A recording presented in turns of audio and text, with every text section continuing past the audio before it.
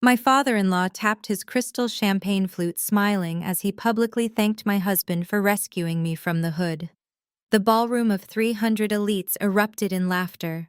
My husband just stood there sipping his bourbon and nodding. But when I stepped up to the microphone and revealed the humiliating financial secret I had been keeping for his family, the laughter stopped dead. And my husband made the biggest mistake of his life by raising his hand to me in front of everyone. What he did not know was that with one single phone call, his entire privileged world was about to be legally and ruthlessly dismantled. I am Kendra, 35 years old, and before I continue this story of absolute betrayal and ultimate revenge, let me know where you are watching from in the comments below. Hit the like button and subscribe if you believe that no woman should ever tolerate disrespect from her in-laws. It was supposed to be a celebration. Our 5th wedding anniversary at the Oak Ridge Country Club in Atlanta. The massive ballroom was dripping in wealth. Crystal chandeliers cast a golden glow over tables covered in imported white silk linens. 300 of Atlanta's most influential socialites, politicians, and corporate titans mingled drinking vintage champagne. I stood near the head table wearing a custom emerald gown I had bought myself, feeling completely isolated. For 5 years I had played the perfect supportive wife to Julian. His family came from old Southern money. They were the kind of people who measured your worth by your pedigree and your last name. I had introduced myself simply as Kendra Washington when Julian and I met. I never mentioned that Washington was my late mother's maiden name, or who my father really was. I wanted to be loved for me, not my connections. Julian's father, Elias, was the patriarch. He owned a commercial real estate empire and ruled his family with an iron fist. He never liked me. He made it obvious at every Sunday dinner, every holiday, and especially tonight. Elias tapped his knife against his glass, demanding the room's attention. The live orchestra stopped playing. Everyone turned toward the grand stage where Elias stood looking distinguished in his tailored tuxedo. He started his toast by talking about family legacy and the importance of bloodlines. But instead of honoring Julian and me on our anniversary, he immediately shifted his focus to my brother-in-law Terrence and his wife Chloe. Chloe was white, came from a wealthy political family in Savannah, and possessed a profound sense of entitlement. She sat at the front table adjusting her diamond necklace and smirking at the crowd. Elias raised his glass directly to her, praising her exceptional breeding, her class, and how perfectly she fit into their elite world. He called her the crown jewel of the family. Then Elias turned his cold gaze to me. His smile did not reach his eyes. He gripped the microphone tightly, and his voice echoed through the massive ballroom. "And then there is our Kendra," he said, his tone dripping with heavy condescension. We all know Kendra came from very humble, scrappy roots. She did not have the advantages of a proper upbringing or a notable family name. In fact, we often joke that she was basically raised by the streets. But Julian, my brilliant son, saw a charity case worth saving. He rescued her from the struggle and gave her a beautiful life she could have only dreamed of. Let us applaud Julian for his generous heart. A collective chuckle rippled through the crowd. 300 wealthy elites were laughing at my expense. The humiliation burned hot in my chest. My hands trembled slightly as I looked at my husband, expecting him to intervene. I expected him to step up and defend the woman he vowed to protect and cherish. But Julian just stood there, leaning casually against the private bar, holding his glass of expensive bourbon. He took a slow sip and actually nodded in agreement with his father. He was enjoying the power trip. He loved the false narrative that he was my savior. In that exact moment, the illusion of my marriage shattered completely. 5 years of biting my tongue, trying to earn the approval of people who saw me as beneath them, simply vanished into thin air. I did not feel like crying. I felt a cold, absolute clarity. The woman Julian thought he married, the helpless, grateful orphan, was dead. I looked at Elias, who was basking in the applause of his wealthy peers. Then I looked at Chloe, who was whispering something to Terrence behind her hand, clearly mocking me. They thought I was defenseless. They thought I was weak. They had no idea who they were dealing with. I smoothed down the front of my gown and took a deep breath. I caught the eye of the head waiter and gave a slight commanding nod. I walked deliberately toward the stage. My heels clicked rhythmically against the polished marble floor, cutting through the fading applause. I walked right up the stairs and stood next to Elias. Before he could react or pull away, I calmly took the microphone straight from his hand. The room fell into a confused, hushed silence. I smiled brightly, looking out at the sea of expectant faces. "Thank you, Elias, for that breathtakingly honest toast," I began, my voice steady and clear, echoing across the room. "It truly is a blessing to be part of a family that values transparency." Speaking of transparency, I have a quick question for the club manager.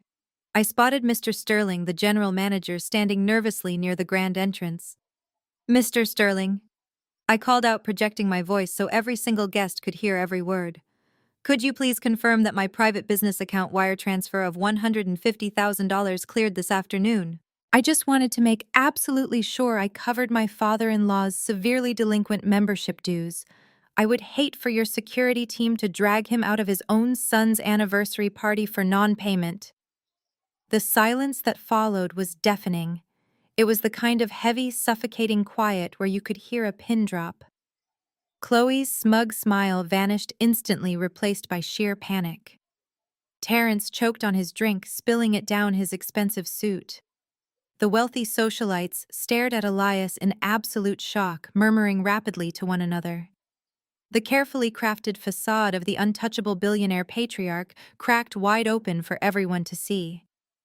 Elias turned a deep, violent shade of purple. His hands shook uncontrollably as he stared at me, his eyes wide with pure, unadulterated hatred. I had just exposed him to his elite peers as a complete fraud living on borrowed money and my silent charity. The gasp that ripped through the ballroom was collective and deafening. It was the sound of 300 high society illusions shattering all at once. Women in designer gowns covered their mouths, and men in tailored tuxedos shifted uncomfortably, side-eyeing Elias. The invincible patriarch of the family, the man who had just stood on stage lecturing everyone about legacy and superiority, was visibly trembling. The color drained from his face and then surged back in a violent mottled shade of purple. He opened his mouth to speak, but nothing came out. The microphone in my hand felt like a weapon, and I had just fired the opening shot. Before I could hand the microphone back to the frozen club manager, heavy footsteps pounded up the wooden stairs of the stage. It was Julian, my husband, the man who had promised to protect me. His face was twisted into a mask of pure rage. He did not look like the polished, sophisticated gentleman Atlanta society adored. He looked like a cornered animal. He lunged forward and his fingers clamped down on my bare upper arm like a vice. His grip was punishingly tight, digging into my skin. I did not flinch, but I stared directly into his eyes. In that brief second, I saw exactly who Julian was. He was not furious because I had lied. He was furious because I had stripped away his power and exposed his family as the financial frauds they truly were. "You have lost your mind," he hissed, his voice a venomous whisper that the front row could definitely hear. "Let go of me, Julian," I said, my voice perfectly level and steady. Instead of releasing me, he yanked me toward him. And then the unthinkable happened. Julian raised his free hand and brought it across my face with a sickeningly loud crack. The slap echoed through the silent ballroom, bouncing off the crystal chandeliers and the vaulted ceilings. The force of it snapped my head to the side and sent a blinding flash of white-hot pain shooting through my left cheek. For a moment, the entire world stopped spinning. The music, the whispers, the breathing of 300 people simply ceased to exist. I stood frozen on the stage, my cheek burning, absorbing the reality of what my husband had just done. Down at the front table, slicing through the horrified silence, came a sound that made my blood run entirely cold. It was a laugh, a sharp, audible snicker. I shifted my gaze downward and saw Chloe covering her mouth with her hand, her eyes dancing with malicious delight. She was enjoying watching the black woman she despised get violently put in her place. Julian leaned in so close I could smell the expensive bourbon on his breath. "You are nothing but trash." He spat, his words dripping with pure hatred. You embarrassed my father. You humiliated this family. You are going to get down on your knees right now, apologize to him, and beg for our forgiveness in front of everyone. Or I swear to you, Kendra, I will leave you with absolutely nothing." He released my arm, expecting me to crumble. He expected the quiet, obedient wife to break down in tears to apologize and submit to his authority. But as I stood there feeling the sharp metallic taste of blood pooling on my lower lip, something inside me shifted forever. The fear completely vanished. The desire to belong to this toxic family evaporated. I tasted the copper, wiped the small drop of blood from my mouth with the back of my hand, and stood up perfectly straight. I did not cry. I did not scream. I looked at Julian with a terrifying absolute calm that made him involuntarily take a step back. "You could never leave me with nothing, Julian," I said, my voice low but carrying a weight he had never heard before. "Because you never had anything to give me in the first place." I reached down to my left hand. Slowly and deliberately, I slid the 5-carat diamond engagement ring and the platinum wedding band off my finger. They felt heavy, like shackles I was finally unlocking. Julian watched me, his chest heaving, his anger slowly giving way to confusion. I walked down the short flight of stairs, descending gracefully from the stage. Julian had left his half-full champagne glass resting on the edge of the front table, right next to where Chloe and Terrence were sitting. I stopped at the table. Chloe stopped snickering, looking at me with nervous hesitation. I held my hand over Julian's crystal glass and let go. The heavy diamond rings dropped into the champagne with a sharp, definitive clink that seemed to ring in the ears of every single person in the room. The bubbles hissed and rose to the surface, swirling around the symbol of a dead marriage. I turned my back on my husband, my father-in-law, and the entire room full of judgmental hypocrites. I kept my shoulders pulled back and my head held high. I walked straight down the center aisle of the ballroom. Nobody said a word. Nobody moved to stop me. The crowd simply parted like the Red Sea, allowing me to pass through their stunned silence. I could feel hundreds of eyes burning into my back, but I did not rush. I walked with the steady, measured pace of a woman who was walking out of a prison she had built for herself. I pushed through the heavy oak double doors and stepped out into the crisp, cool Atlanta night air. The valet immediately noticed my presence and hurried to retrieve my car, sensing the tension radiating from me. I wrapped my arms around myself, fighting the sudden adrenaline crash, but my mind was operating with laser precision. I pulled my phone out of my evening bag. I opened my contacts and scrolled past my business associates, my PR clients, and the false friends I had made in Julian's world. I stopped at a number saved simply as JR. My thumb hovered over the screen. It was a private, secure line, a number I had not dialed in exactly 10 years. 10 years ago, I had walked away from his empire, determined to build my own life without living in his massive shadow. I wanted to prove I could succeed without his money and without his terrifying reputation. But tonight, the rules had completely changed. Julian and Elias thought they could destroy me because they thought I was alone. They thought I was a helpless orphan they could discard and abuse. They were wrong. I pressed call and pressed the phone to my ear. It rang only twice before the line clicked open. There was no greeting on the other end, just the steady breathing of a man who commanded boardrooms and dismantled corporations for sport. "Dad," I said, my voice cracking for the very first time that night. "I need you." There was a heavy pause on the line before a deep, resonant voice answered, a voice that carried the weight of absolute, terrifying authority. "I am here, Kendra," he said. "Tell me who I need to destroy." I put my phone back in my evening bag and handed my ticket to the valet.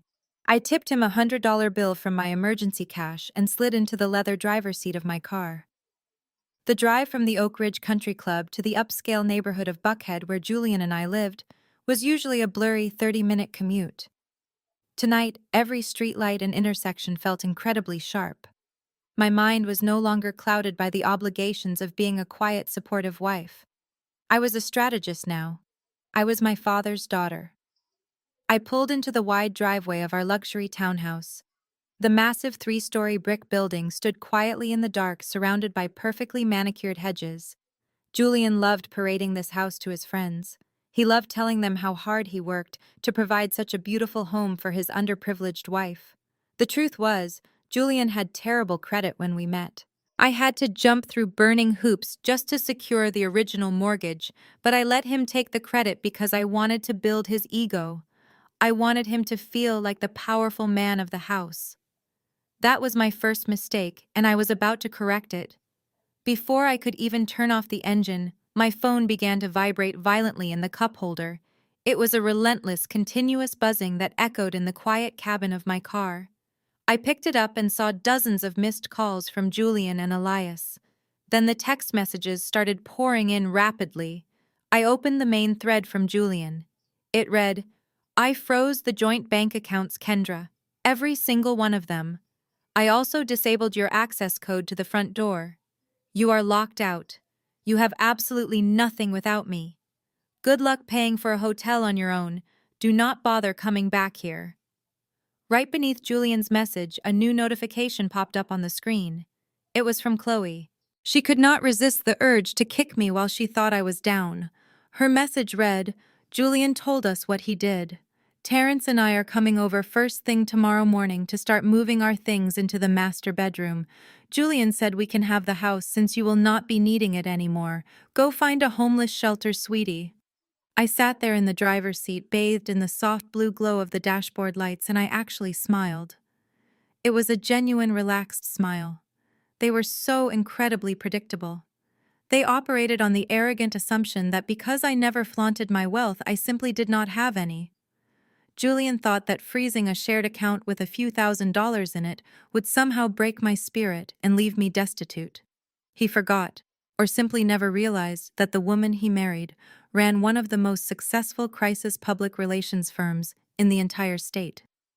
I dealt with corporate blackmailers, ruthless politicians, and hostile takeovers for a living. His petty financial threats were amateur child's play.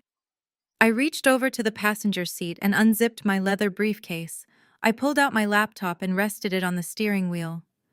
I connected to my secure mobile hotspot and logged into my firm's encrypted server. I bypassed the standard security protocols and entered my private administrative dashboard. My fingers flew across the keyboard, pulling up a hidden encrypted folder labeled Personal Assets. Inside that folder was every piece of financial documentation I had meticulously managed since the day Julian and I got married. I had loved him, yes, but I was never stupid. I scrolled down the list of files and found exactly what I was looking for. It was a digital copy of the original property deed and the subsequent transfer of ownership documents. 2 years ago, when Elias convinced Julian to invest heavily in a failing commercial real estate venture, Julian needed capital fast. He begged me to leverage the equity in our home to save him from bankruptcy. Instead, I quietly paid off the remaining mortgage balance using my own business accounts and transferred the entire property title into a holding company, a limited liability company that I owned entirely. Julian was so desperate for the cash injection that he never read the paperwork properly. He just signed where I told him to sign, saw that his debt was cleared, and went back to playing golf with his elite friends. I downloaded the legal document and converted it into a clean, easily readable PDF file. I picked up my phone and created a new group text message, including both Julian and Chloe. I did not write a long, emotional paragraph. I did not plead or argue or try to justify myself. I simply attached the PDF file of the deed and typed a single sentence. "I think you should read the name on the deed before you start picking out new curtains, Chloe." I hit send and watched the little green progress bar shoot across the screen. I knew exactly what was happening on the other end. I could vividly picture Julian standing in the country club parking lot, angrily opening the attachment on his screen. I could see Chloe's smug face dropping completely as she zoomed in on the legal text. There it was in stark black and white. The property was not owned by Julian. It was not marital property, subject to division in a divorce. It was the sole corporate asset of Apex Public Relations, LLC. My company. I did not wait for their replies. I put my car in park and grabbed my bags. Julian thought he had locked me out of the house, but he did not know that the smart home security system was entirely registered under my corporate email address and tied to my private server. I opened the security app on my phone, tapped a few buttons, and bypassed the main hub entirely. I reset the master access codes, locking Julian out of the system completely. I stepped out of my car, walked up the front steps, and keyed in my new customized code. The heavy metal deadbolt clicked open smoothly, echoing in the quiet night. I stepped inside my house, closed the heavy oak door behind me, and prepared for the midnight eviction. I stood in the grand foyer of my townhouse, taking a deep breath of the quiet air. 10 minutes had barely passed since I hit send on that text message when the silent flash of headlights swept across the front windows. I walked to the glass double doors and looked out into the night. 3 matte black Cadillac Escalades were gliding smoothly up my long cobblestone driveway, moving with quiet military precision. They parked in perfect unison, blocking the entrance entirely. The doors opened simultaneously, and 6 towering men stepped out into the humid Atlanta night. They were dressed in impeccably tailored dark suits. These were not regular movers or standard security guards. They were my father's personal fixers. Men who handled corporate espionage, high-level asset recovery, and physical extractions without ever leaving a trace. The lead man, a broad-shouldered gentleman named Carter, walked up the stone steps. I opened the door before he could even raise his hand to knock. "Good evening, Miss Washington Carter," said his voice, a low, respectful rumble. "Mr. Richards sent us to assist with your spring cleaning. He said you needed some heavy lifting done immediately, and that we were to follow your instructions to the letter." I smiled, stepping aside to let them in. "Thank you, Carter. I appreciate the fast response. The master bedroom walk-in closet, the guest room dressers, and the basement golf simulator room. I want every single item belonging to my husband packed up and removed from the premises tonight." Carter nodded to his team. 2 of them unrolled thick bundles of heavy-duty industrial black trash bags. They did not bring cardboard moving boxes. They did not bring carefully lined garment bags or protective bubble wrap. They brought contractor-grade garbage bags meant for hauling away demolition debris. They moved through my house with breathtaking efficiency. I stood in the doorway of the master suite, leaning against the frame, watching as Julian's prized possessions were unceremoniously swept off the custom shelving. Julian loved his expensive toys. He bought them all using the credit lines I quietly paid down every single month. I watched without a shred of pity as the men grabbed handfuls of his custom-tailored Italian silk suits, ripping them from their cedar hangers and stuffing them aggressively into the thick plastic bags. His collection of vintage watches, the ones he loved flashing at the country club to impress Elias, went into a plastic grocery sack before being tossed in with the shoes. Down in the basement, I could hear the loud clatter of his limited edition titanium golf clubs being thrown together like cheap scrap metal. It was incredible to realize how much space one arrogant man could take up in a home he did not even own. Within 45 minutes, the men had completely sterilized the house of Julian's existence. Every pair of imported leather shoes, every bottle of ridiculously overpriced cologne, every cashmere sweater was bagged and tied tightly at the top with thick plastic knots. Carter and his men hauled the heavy bags out the front door one by one, carrying them down the long driveway. They did not load them into the trunks of the Escalades. Following my exact instructions, they dragged the heavy black bags all the way down to the edge of the street right next to the municipal storm drain. They piled them high on the concrete curb, making a massive mountain of black plastic. Just as the final bag containing Julian's golf clubs was dropped onto the pavement, a low rumble of thunder echoed across the dark Atlanta skyline. A heavy, sudden summer rainstorm broke open, pouring absolute buckets of water onto the city streets. I stood on my covered porch watching the relentless rain soak the garbage bags containing my husband's precious, fragile ego. I knew the seals on those bags were not entirely waterproof. By morning, his expensive Italian leather shoes and silk ties would be soaking in muddy street water. It was the most beautiful weather I had seen in 5 years.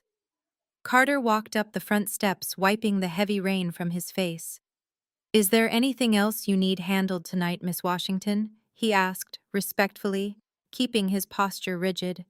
"No, Carter. This is absolutely perfect," I replied, crossing my arms to stay warm in the cool breeze. "Please tell my father I will see him tomorrow afternoon at the downtown office." Carter bowed his head slightly. The men returned to their vehicles and the Escalades reversed out of the driveway, melting back into the dark, stormy night as quickly as they had appeared. I walked back inside the house and locked the heavy oak door behind me. I pulled out my phone and accessed the central hub for the smart home system. I went straight into the administrative settings and permanently deleted Julian's biometric data from the front door keypad. I changed the master passcode, locking out his mobile app access and severing his connection to the security cameras. Then I activated the perimeter laser alarm and the high-definition exterior cameras to record the driveway. The house was now an impenetrable fortress, and I was the only one holding the keys. I walked into the massive gourmet kitchen, turning on only the soft under-cabinet lights. I opened the custom wine fridge and pulled out a bottle of vintage Pinot Noir. It was a rare bottle gifted by one of my corporate clients that Julian always complained was far too expensive to open without a special occasion. I figured taking out the trash was a perfect occasion. I grabbed a crystal glass, pulled the cork, and poured myself a generous serving. I walked into the dark living room and sat down in the plush velvet armchair, right by the large front window. Outside, the rain continued to hammer down violently on the mountain of trash bags piled on the curb. Inside, the house was completely silent, peaceful, and entirely mine for the first time in 5 years. I took a slow, deliberate sip of the dark red wine, letting the rich, complex flavor settle on my tongue. I did not feel an ounce of regret or sadness. I felt an incredible surging wave of pure power. Julian, Terrence, and Chloe thought they had won tonight. They thought they had successfully humiliated the poor, defenseless orphan in front of all their wealthy friends and driven her out of their pristine, elite lives forever. They were probably toasting to my demise right now, at some exclusive after-party completely oblivious to the legal and financial avalanche I had just triggered. They thought tomorrow morning was going to be the start of their glorious new chapter, moving into my house, taking over my master bedroom, and asserting their absolute dominance. I rested my crystal glass on the side table and leaned back deep into the velvet chair, keeping my eyes firmly locked on the wet driveway illuminated by the flickering street lamps. "Let them come," I whispered into the quiet, empty room. "Let them try to take what is mine." The morning was going to be explosive, and I had a front-row seat to the absolute destruction of my husband's grand illusion. The morning sun broke through the heavy gray clouds, casting a harsh, unforgiving light over the wet pavement of my driveway. I had been awake for hours. I showered, styled my hair, and dressed in a perfectly tailored crimson pantsuit. I was not going to meet my enemies looking like a heartbroken victim. I treated this morning exactly like I treated a hostile corporate takeover at my public relations firm. I brewed a cup of black espresso, sat at my kitchen island, and watched the live feed from my exterior security cameras on my tablet. Right on schedule at exactly 7 o'clock, a pristine white Range Rover turned onto my property.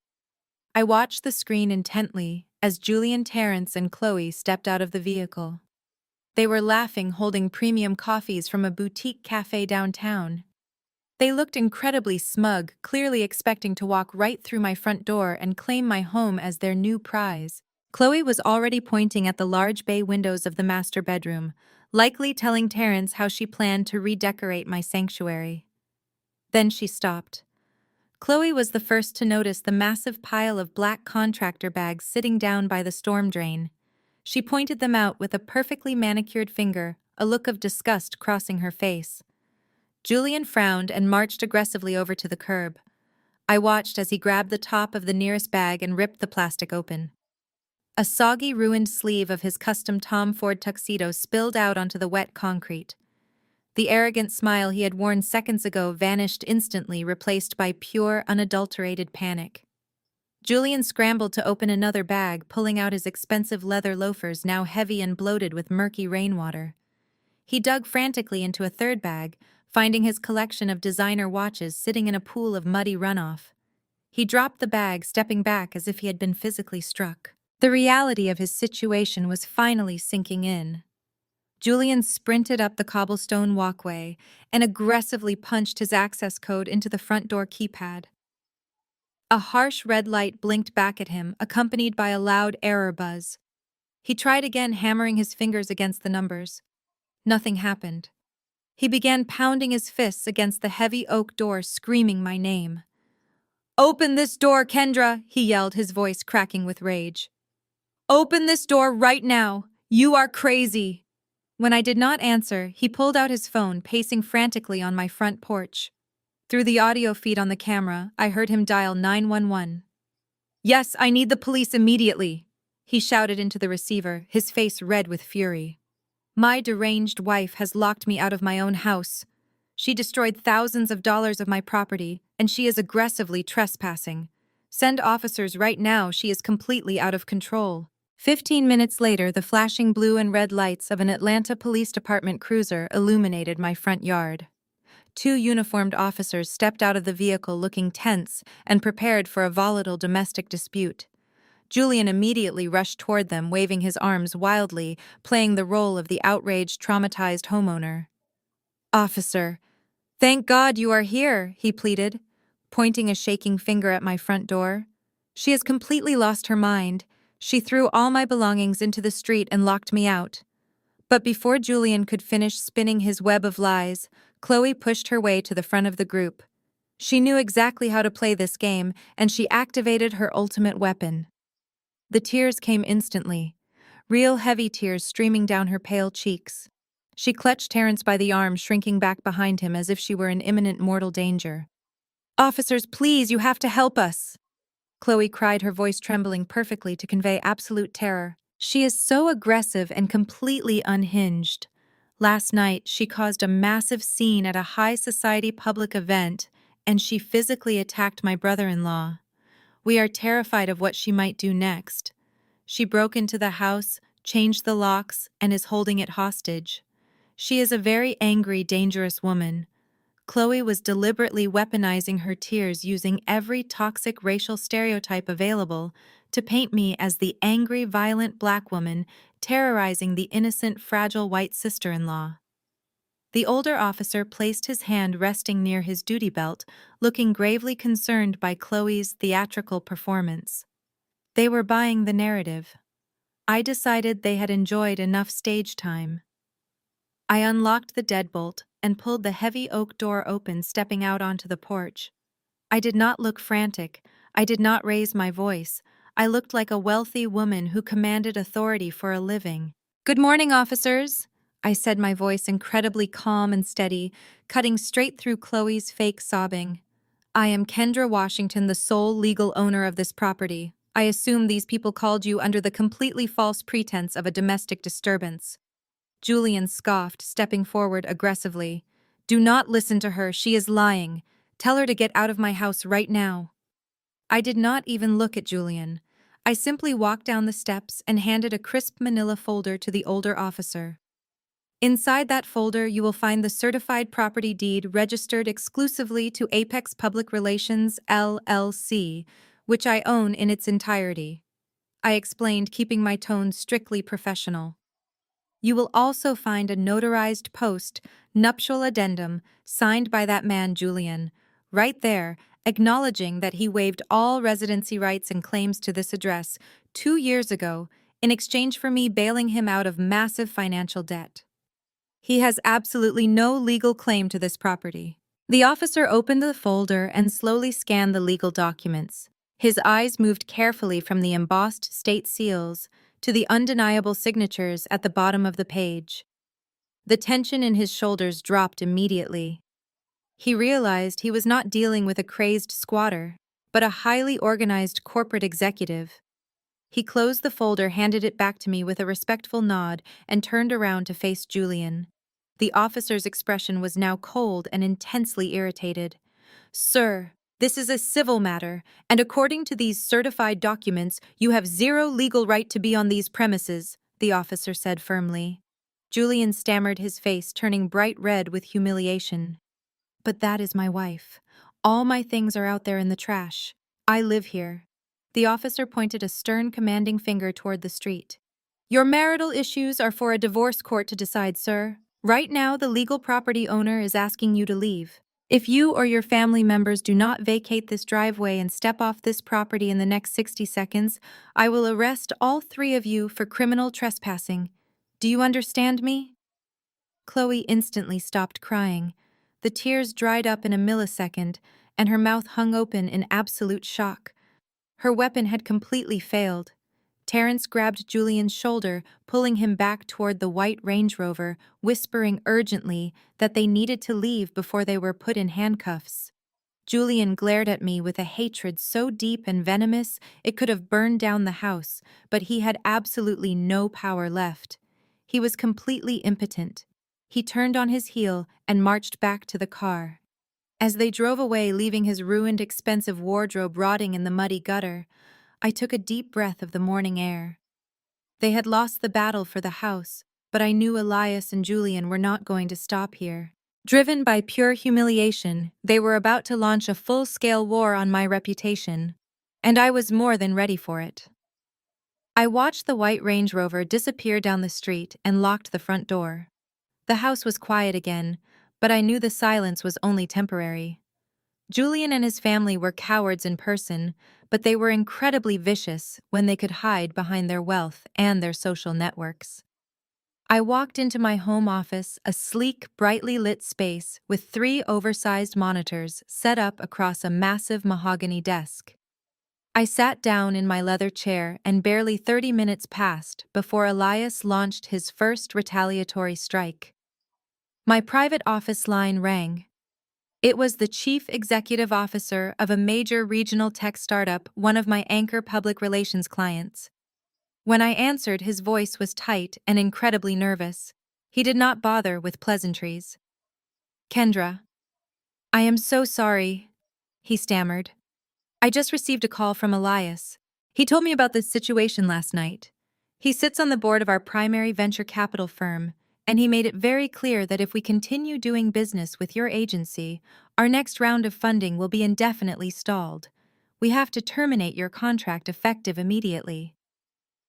Before I could even process the loss of a 6-figure retainer, the phone rang again. This time it was the marketing director of a luxury hotel chain I represented. She sounded equally apologetic but firm. Elias had leveraged his commercial real estate connections to threaten their upcoming lease renewals. They were pulling their account. Within exactly 1 hour, 3 of my top-tier clients, the cornerstone accounts of my entire agency, called to abruptly sever all ties. Elias was executing a classic corporate starvation tactic. He wanted to cut off my cash flow, ruin my professional reputation, and force me into a corner where I would have to beg him for mercy. I leaned back in my chair and took a slow sip of my coffee. I did not panic. I did not desperately dial my clients back to plead with them. I knew that in the world of high-stakes public relations, panicking was the quickest way to lose the war. Elias thought he was destroying my life, but he did not realize my agency was heavily diversified and completely debt-free. Losing 3 clients was a flesh wound, not a fatal blow. Just as I set my coffee mug down, my cell phone chimed with an urgent text from my executive assistant. The message simply read, "You need to look at Instagram right now. Do not respond, just watch." She included a direct link. I clicked the link on my desktop monitor, and the screen instantly populated with a live video feed. It was Chloe. She was broadcasting live to her 50,000 followers who knew her as a wealthy, perfectly curated lifestyle influencer. But this morning, the perfect aesthetic was gone. Chloe was sitting on the edge of a bed wearing an oversized gray sweater with her blonde hair pulled into a messy bun. She had completely scrubbed off her makeup to look pale and fragile. She was clutching a tissue and trembling violently for the camera. "I am literally shaking right now, you guys," Chloe said, her voice cracking with perfectly practiced emotion. I debated even coming on here, but I feel like I have a responsibility to speak my truth and warn people. Last night, my husband and I were physically threatened by my sister-in-law. It was the most terrifying experience of my life. She paused to dab carefully at the corner of her eye, making sure not to cover her face, so her audience could see her tears. Chloe knew exactly what she was doing. She was weaponizing her fragility, tapping into deep-rooted racial biases without ever having to use a single slur. She is completely unhinged, Chloe continued, her voice dropping to a dramatic whisper. She violently attacked my father-in-law at a public charity event, and then she locked my husband out of his own home, destroying thousands of dollars of his property. We tried to go over there this morning to just talk to her peacefully, and she completely lost it. She has this dark, aggressive energy. I honestly thought she was going to hurt me. I am so scared for my family. Please just send prayers. I watched the live viewer count skyrocket. The comments were scrolling by faster than I could read them. Her followers were furious on her behalf. They were typing things like "call the police immediately" and "she belongs in a cage and cancel her business." Chloe had successfully painted herself as the innocent, terrified victim of an angry, aggressive black woman. The digital mob mobilized instantly. Within minutes, my assistant sent another frantic message showing that my business pages were under a coordinated attack. Hundreds of Chloe's followers were flooding my company, Yelp and Google profiles with one-star reviews calling my agency unprofessional, dangerous, and unethical. They were tagging my remaining clients, demanding they drop me. Elias was attacking my bank account, and Chloe was assassinating my character in the court of public opinion. They were throwing everything they had at me, trying to bury me under a mountain of scandal. I sat alone in my office watching the hateful comments roll down the screen. Any other person might have broken down crying. Any other business owner might have issued a frantic public apology or engaged in a messy screaming match online. But I was the owner of a boutique crisis management firm. I dismantled digital mobs and corporate hit pieces for a living. To me, this was not a crisis. This was a chessboard, and they had just aggressively moved their queen, leaving their king entirely exposed. I calmly moved the mouse and clicked the small red X in the corner of the browser, permanently closing Chloe's ridiculous theatrical performance. The noise of the internet vanished, leaving only the quiet hum of my computer tower. I opened a separate, highly encrypted secure drive on my desktop. You do not survive in the upper echelons of Atlanta high society without knowing exactly where the bodies are buried. While Julian thought I was busy picking out throw pillows and planning dinner parties over the last 5 years, I had been quietly paying private investigators to look into the source of his family's immense wealth. I navigated through a series of password-protected folders until I found the one labeled Elias Corporate. I double-clicked the folder. Dozens of scanned documents, financial spreadsheets, offshore bank statements, and highly confidential board meeting minutes populated my screen. This was my hidden arsenal. I had meticulously tracked every shady real estate deal, every defaulted loan, and every desperate financial maneuver Elias had made over the last decade. I knew the exact vulnerabilities in his empire. I opened the most recent financial disclosure report Elias had tried to bury. I scrolled past the inflated asset valuations and went straight to the debt liabilities section. I needed to see exactly how close Elias was to the edge of the cliff before I gave him the final push. The smear campaign they were running against me was a temporary distraction. I was not going to fight them on Instagram or in the review section of a website. I was going to strip them of the one thing that gave them the audacity to attack me in the first place. I was going to take their money. I closed the encrypted folder on my computer, taking a deep breath to steady my racing mind.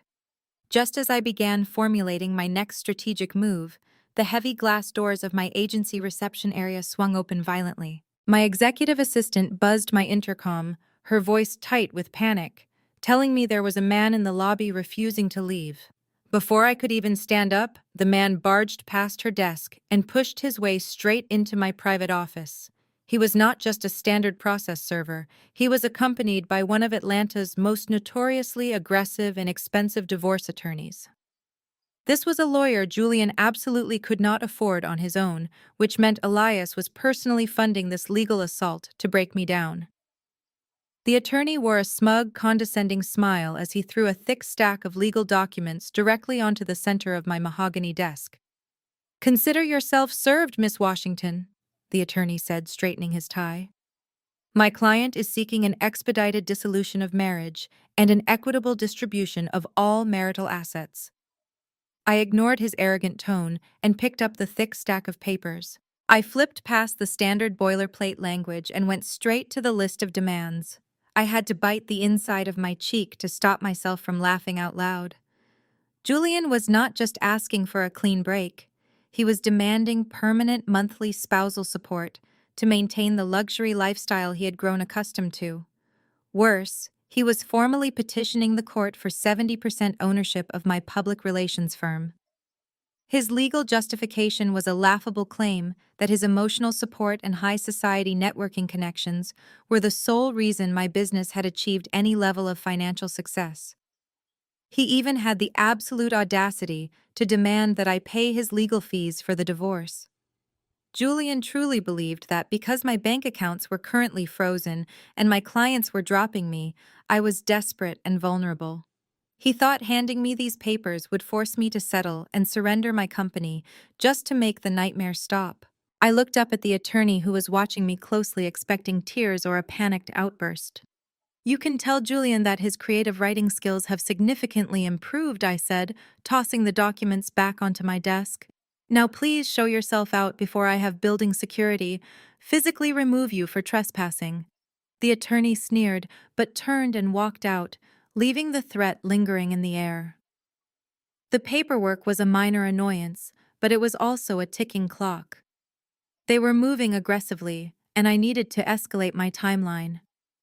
I grabbed my designer coat, locked my office, and took the private elevator down to the underground parking garage. I navigated my car through the heavy afternoon traffic, driving deep into the financial district of downtown Atlanta. I pulled up to a towering skyscraper made entirely of dark-tinted glass and black steel. Unlike the other corporate buildings surrounding it, this tower did not have a massive logo on the exterior. It did not need one.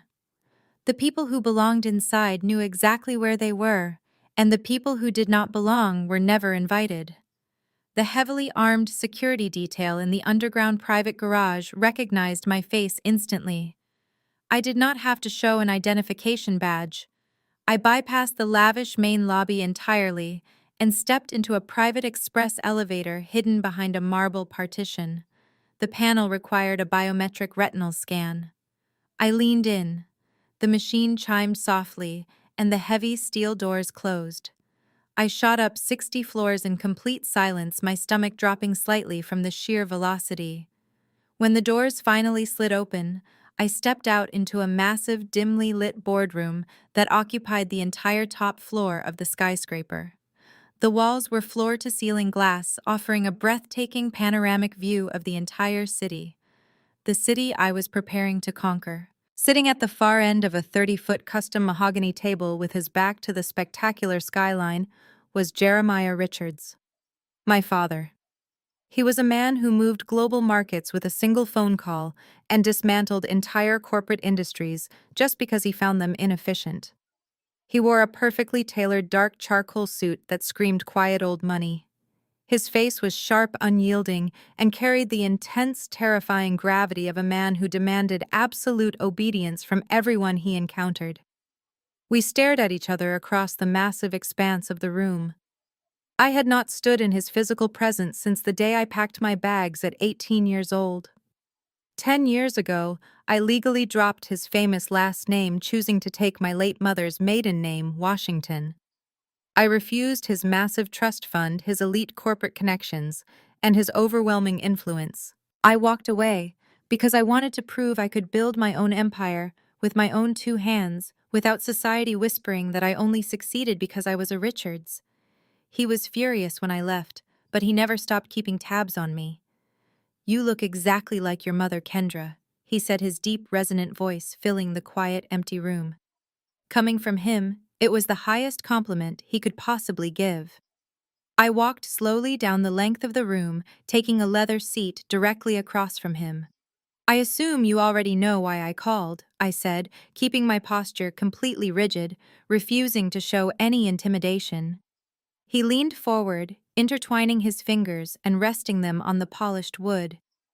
"I know that a mediocre man with a crumbling trust fund laid his hands on my daughter in front of 300 people last night," he replied, his tone dangerously calm. The temperature in the room seemed to drop 10 degrees. "I know that his bankrupt father is currently calling your clients and trying to ruin the business you built." Jeremiah did not yell. He did not express emotional outrage or slam his fists on the table. He dealt exclusively in absolute calculated power. "Give me the word, Kendra," he said, his dark eyes locking onto mine.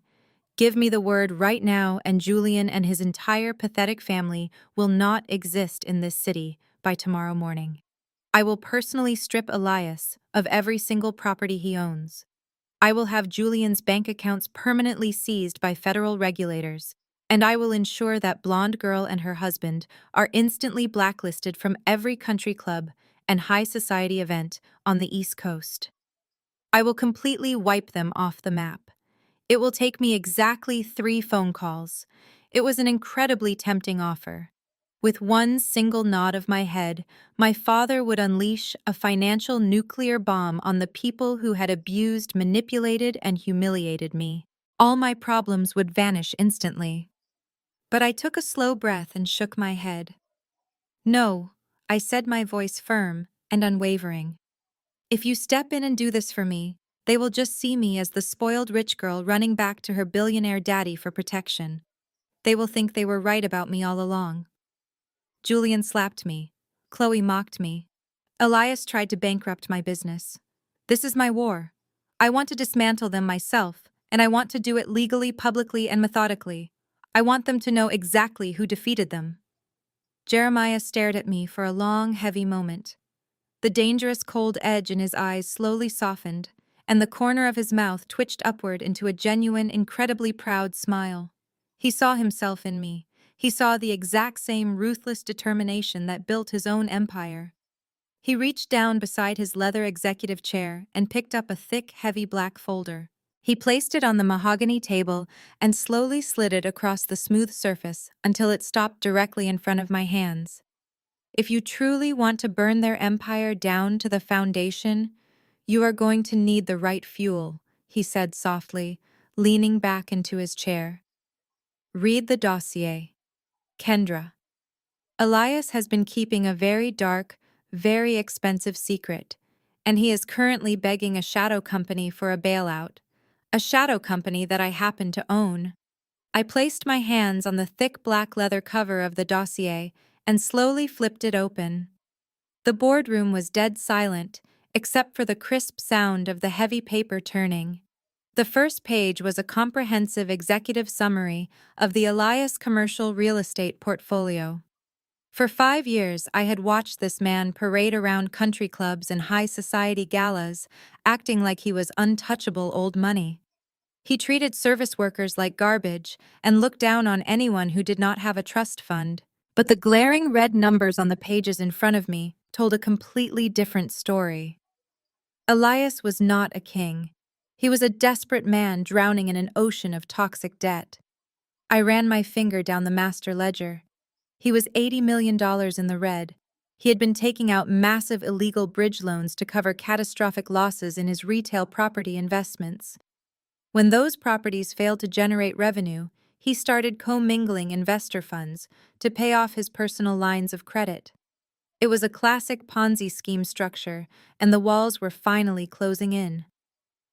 I turned to the next section and felt a cold smile creep across my face. There were copies of sealed subpoenas from the Securities and Exchange Commission and the Federal Fraud Division.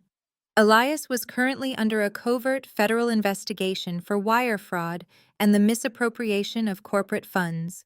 According to the internal risk assessment notes, if he did not secure a massive injection of liquid emergency capital by the end of the current month, the federal government was going to freeze his assets publicly, indict him, and send him to federal prison. He is completely ruined, I whispered, staring at the staggering debt column.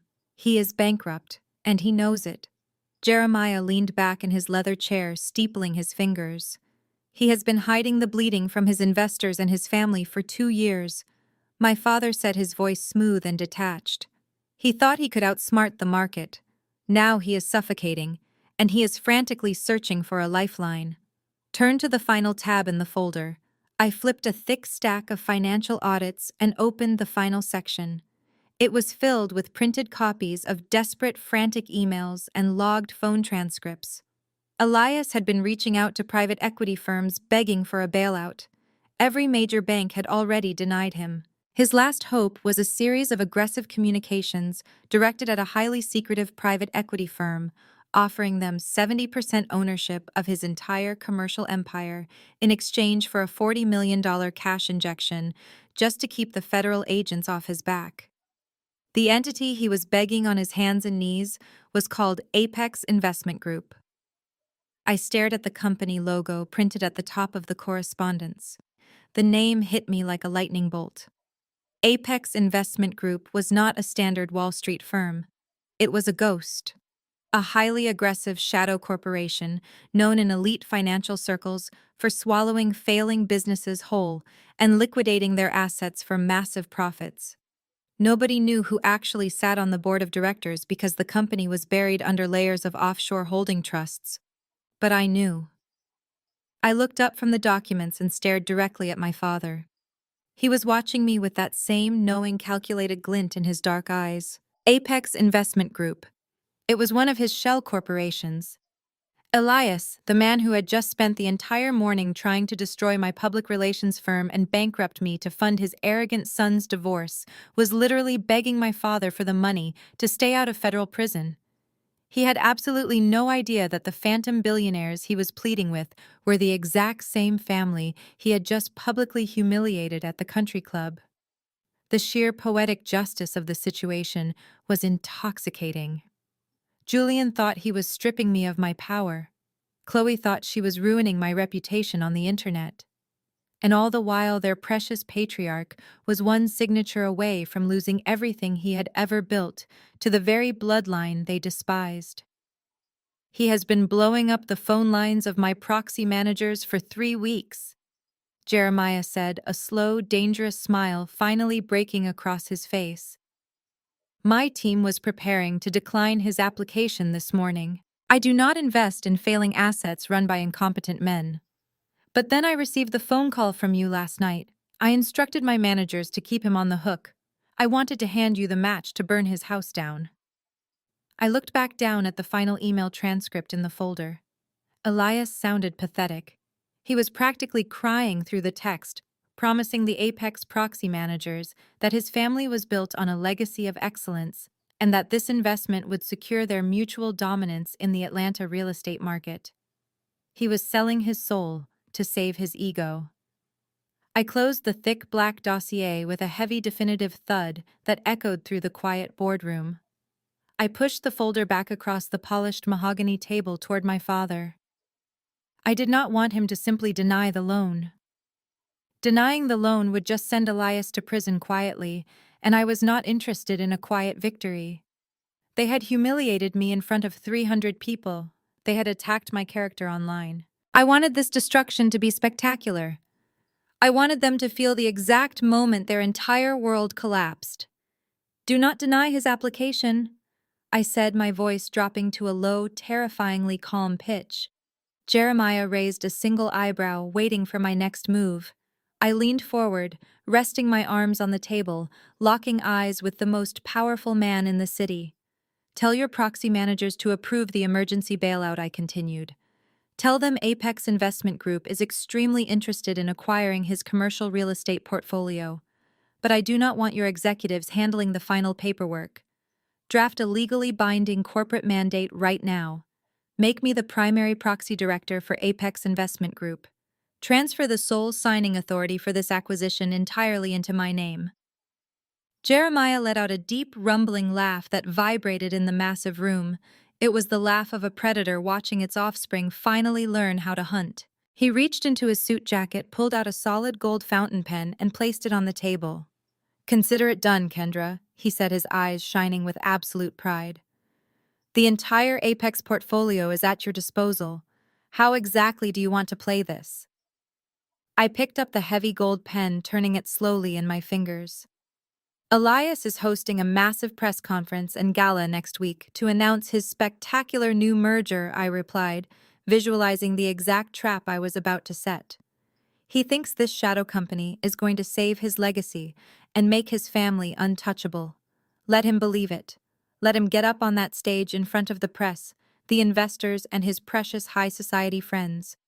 And when it is time to sign the final contract, I will be the one walking through those doors to close the deal." 2 days had passed since I sat in that glass tower and took absolute control of Apex Investment Group. I did not spend those 48 hours gloating or celebrating prematurely. I spent them working. My public relations agency still needed to thrive, and I had a major acquisition target of my own to secure.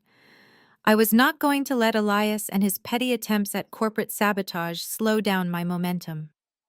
The annual Magnolia Heights Botanical Gardens Charity Luncheon was the premier networking event for Atlanta's wealthiest philanthropists.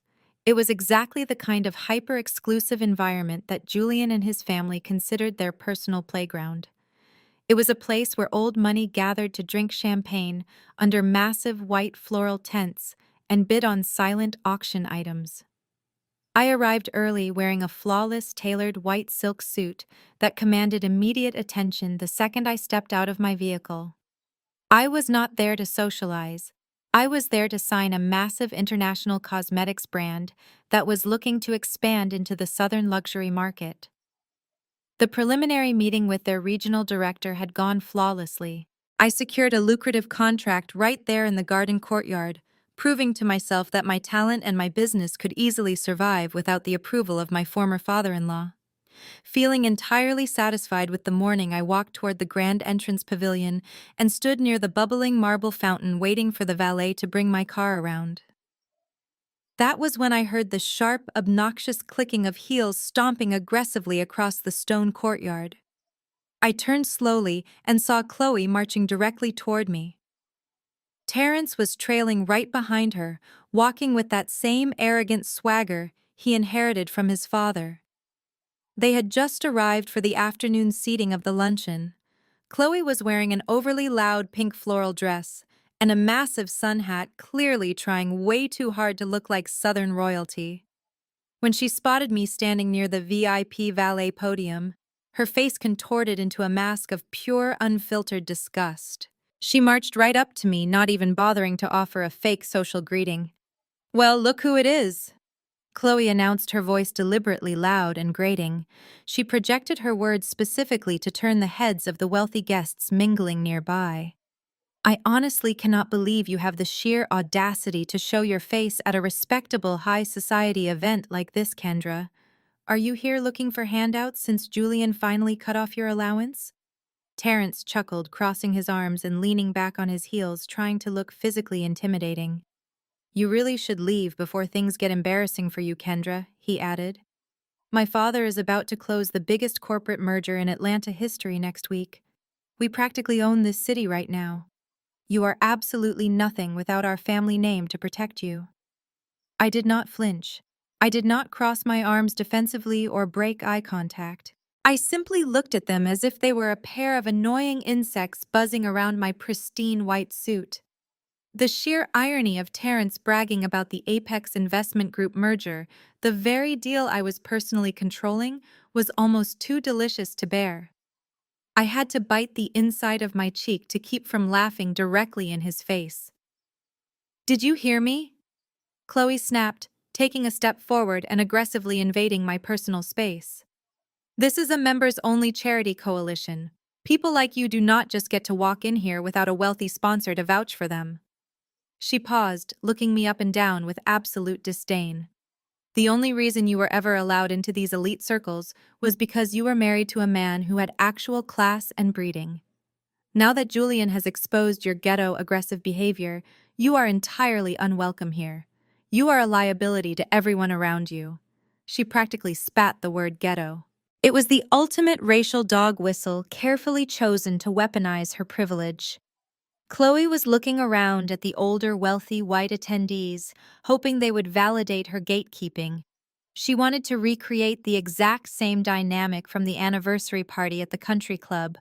She wanted to publicly shame the black woman who dared to occupy the same luxury space as her without bowing her head in gratitude. She was trying to trigger the angry black woman stereotype, hoping I would raise my voice or cause a scene so she could play the terrified victim once again. I am not going to let you ruin this elegant luncheon and terrorize these good people like you did to my father-in-law. Chloe continued, her voice rising in a pitch of fake manufactured panic. I saw the divorce papers Julian served you. I know you are desperate and completely broke. But if you do not turn around and walk your trashy self off this private property right this second, I am going to call the security team and have you forcefully dragged out of here. They do not tolerate aggressive trespassers in Magnolia Heights. She crossed her arms tightly over her chest, planting her feet on the expensive cobblestone. She was waiting for me to lower my eyes and run away in shame. She expected the quiet, obedient 5 years. But I just smiled. It was a cold, dead, predatory smile that completely stripped the manufactured confidence right off Chloe's face. Terrence noticed the shift in my demeanor and physically took a half-step backward, his arrogant smirk faltering. I did not engage in a petty screaming match with her. I did not waste my breath trying to explain my net worth or the success of my public relations agency. I did not even bother telling them that I was currently holding the absolute power of life and death over their entire financial future.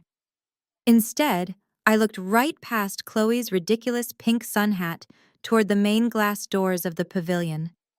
I spotted the head event coordinator. He was a frantic-looking man, wearing a sleek black suit, holding a clipboard, and speaking rapidly into a wireless headset. He was busy directing the catering staff, but I knew exactly who he was. I calmly raised my right hand, keeping my eyes locked dead onto Chloe's pale face, and clearly signaled for the coordinator to come over. The event director noticed my signal immediately. He was a tall, impeccably groomed man, wearing a tailored charcoal suit with a gold name badge that read Preston. He recognized the tension instantly and practically sprinted across the cobblestone courtyard. He arrived slightly out of breath, clutching his clipboard, looking nervously between my pristine white suit and Chloe's loud pink dress. "Is there a problem here, ladies?" Preston asked, his tone dripping with the carefully practiced diplomacy required to handle wealthy, temperamental guests. "Yes, there is a massive problem," Chloe snapped immediately, seizing the opportunity to play her favorite role. She pointed a manicured finger directly at my chest. "This woman is trespassing. She is not a member of the Magnolia Heights Coalition, and she does not have a wealthy sponsor to be here today. She has been aggressively harassing my husband and me ever since we arrived. I want her removed from the premises immediately before she causes a violent scene." Terrence puffed out his chest, standing slightly taller. "You heard my wife, Preston. Get security out here and escort this woman off the property. We are personal guests of Elias, who is a platinum donor. If she is not gone in 2 minutes, I am calling the board of directors and having your job." Preston looked incredibly uncomfortable. He shifted his weight and turned toward me, his eyes filled with professional apology. He clearly recognized Terrence and Chloe from their family money, and he assumed they held the power in this dynamic. "Mom, I am going to have to ask to see your invitation or your membership credentials," Preston said softly. "If you are not on the approved guest list, I must ask you to leave the private gardens." Chloe smiled. It was a vicious, triumphant smile. She thought she had won. She thought she had successfully weaponized the staff against me, just like she weaponized the police the morning after the anniversary party. She folded her arms, waiting for the ultimate satisfaction of watching me do the walk of shame out to the valet. I did not break eye contact with Chloe. I slowly reached into the inside pocket of my silk suit jacket. I did not pull out a paper invitation or a standard guest pass. I slid 2 fingers into my leather card holder and withdrew a solid titanium black card. It was heavy cold and completely devoid of any standard banking logos. The only engraving on the brushed metal was the crest of the parent management group that owned and operated the Magnolia Heights Botanical Gardens, along with dozens of other luxury venues across the state. I held the heavy titanium card out, offering it not to Chloe but to Preston. Preston reached out hesitantly and took the card. As soon as his eyes registered the engraved crest and the serial number beneath it, the color completely drained from his face. His posture instantly snapped from a customer service slouch into rigid military attention. He looked up at me, his eyes wide with sudden absolute terror. For the past 48 hours, I had not just been sitting in my office waiting for Elias to sign his doom. I had been aggressively expanding my own portfolio using the new capital my father had unlocked for me. Magnolia Heights had been struggling with severe operational debt for 3 years. The board of directors had been quietly looking for a buyout to avoid shutting down the historic property. My public relations and holding firm had finalized the acquisition paperwork at 8 o'clock that very morning. Mr. Preston, I said, my voice incredibly calm and projecting clearly across the quiet courtyard. I am Kendra Washington, the Chief Executive Officer of Apex Public Relations and Holdings. As of this morning, my firm is the majority shareholder and the new legal owner of this entire estate, which means I am not a guest at this luncheon. I am your boss.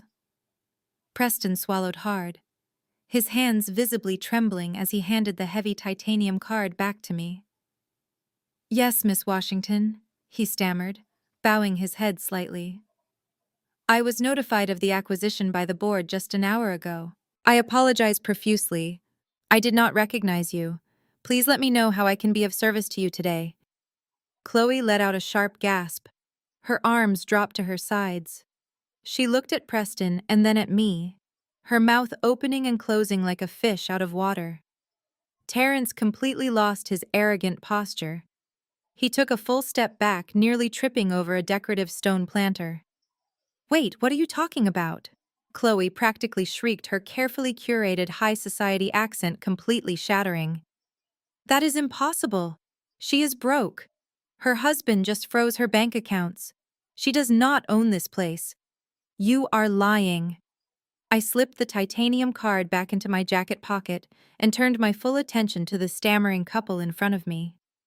You really should pay closer attention to the business world, Chloe, I said, smoothing a tiny invisible wrinkle from my silk sleeve. Relying on your father-in-law to fund your entire existence makes you incredibly blind to how real money moves in this city. I turned back to Preston, who was standing at absolute attention, waiting for his first official directive from the new owner. Mr. Preston, I began, keeping my tone light but strictly authoritative. These two individuals are not on my approved guest list. Furthermore, they have been aggressively harassing the owner of the venue. I want them removed from my property immediately. Yes, Miss Washington, right away, Preston replied. He immediately pressed his finger to his wireless earpiece, calling for the heavy security detail. Terrence panicked. You cannot do this, Kendra, he yelled, his voice cracking. My father is going to hear about this. He is going to ruin you. Your father is too busy begging for pocket change to save his own sinking ship, Terrence, I replied coldly. Now you have a choice. You can walk out of here quietly, or my security team can drag you out. 3 massive security guards in dark suits arrived jogging across the courtyard and flanked Preston. They did not look at Terrence or Chloe with any respect. They waited for my nod. I gave it. Remove them, I commanded. And Mr. Preston, do not let them use the front valet exit. I do not want them disturbing the high-paying guests who are enjoying their champagne in the main pavilion. Escort them out through the back service doors, right past the industrial dumpsters and the kitchen staff. Chloe let out a high-pitched scream of absolute horror as 2 of the massive guards stepped forward and firmly grabbed Terrence by his expensive suit jacket. No, you cannot do this to me, Chloe cried out wildly, trying to pull away, as the 3rd guard gestured strictly toward the gravel service path. I am a VIP guest. I am an influencer. Do not touch me. But nobody came to her rescue. The wealthy onlookers who had gathered to watch the drama simply sipped their drinks and whispered among themselves, watching the mighty fall. The guards did not hesitate. They corralled a stuttering, red-faced Terence and a hysterically screaming Chloe away from the beautiful marble fountains and the pristine floral arrangements. I stood quietly on the cobblestone, watching as they were forced down the muddy gravel path designated for garbage removal and catering deliveries. The heavy metal service doors swung open, and the kitchen staff paused their cooking to stare in confusion as the wealthy, arrogant couple was paraded past the greasy stoves and out into the hot, humid alleyway behind the estate. I took a deep breath of the fragrant garden air, feeling the warm sun on my face. The white silk of my suit remained absolutely spotless. I had just taken their favorite playground and turned it into their ultimate humiliation. But as satisfying as it was to watch Chloe and Terrence get thrown out with the actual trash, I knew this was only a small appetizer. The main course was coming next week at the press conference, and Elias was about to serve himself up on a silver platter. By the time I returned to my downtown office, the adrenaline from the botanical gardens had settled into a sharp, cold focus. I had successfully humiliated Terrence and Chloe and completely stripped them of their social armor, but I knew Julian was the most dangerous piece left on the board. He was dangerous not because he was smart, but because he was a desperate man, backed into a corner with absolutely nothing left to lose. Julian was drowning in a reality he had never prepared for. I had legally frozen all of our joint financial accounts, and his personal credit cards were declining at every luxury establishment across the city. His cutthroat divorce lawyer, the one Elias had hired to intimidate me, required a massive six-figure retainer to actually proceed with the frivolous lawsuit they had filed. But Elias was too busy begging my shadow corporation for his own financial salvation to bail his precious son out of trouble. Julian was completely out of options, and I knew that desperate, arrogant men always make sloppy, fatal mistakes. I knew exactly how Julian's mind worked. When I evicted him from the townhouse and changed the smart locks, I deliberately left a vulnerability. We had an old detached guest house on the property that I previously used as a home office before I expanded my public relations firm. I intentionally left the electronic deadbolt on that specific door disabled. I even left the side window slightly ajar. It was a carefully calculated invitation. I knew that once his aggressive lawyer started demanding immediate payment, Julian would come crawling back to the property, looking for anything of value he could pawn or steal to keep his lawsuit alive. At exactly 4:00 in the afternoon, my private cell phone buzzed on my mahogany desk.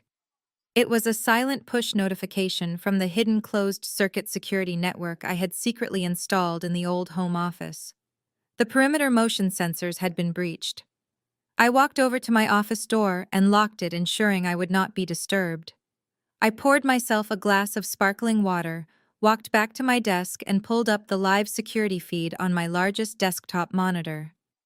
The video quality was absolutely flawless, broadcasting in stunning ultra-high definition. The hidden cameras were equipped with perfectly clear audio, capturing every tiny sound in the room. I leaned back in my leather chair and watched as the heavy wooden door to the home office slowly creaked open. Julian slipped inside, looking frantically over his shoulder. He did not look like the arrogant, polished country club gentleman who had slapped me across the face just a few nights ago. His designer clothes were severely wrinkled, he had not shaved, and he was sweating profusely.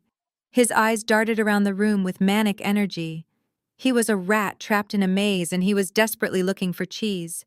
He immediately began tearing the office apart. He ripped open desk drawers, threw empty file folders onto the floor, and aggressively patted down the bookshelves looking for a hidden safe or a stash of emergency corporate cash. He was completely unhinged, throwing lamps and kicking over chairs when he found nothing. I had cleared out everything of actual value days ago. I removed the electronics, the petty cash, and the sensitive client files. I left him only one single thing to find. In the exact center of my heavy oak desk, sitting perfectly squared on the black leather blotter, was a thick manila folder. It was labeled in bold black letters, Apex Public Relations Corporate Credit Authorization. I watched the screen as Julian finally noticed the folder. He froze. He snatched it up and tore it open, his eyes scanning the documents frantically. I had specifically drafted those dummy documents with my legal team earlier that week. They appeared to be an approved pre-authorized corporate line of credit from a major national bank for exactly $250,000. The paperwork stated that the funds were ready for immediate disbursement.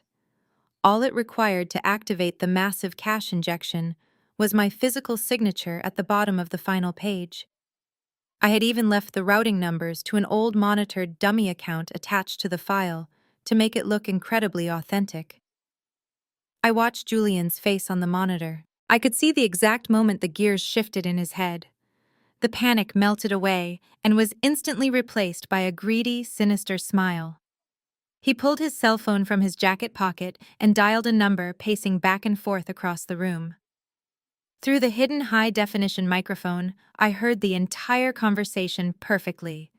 He was calling his divorce attorney.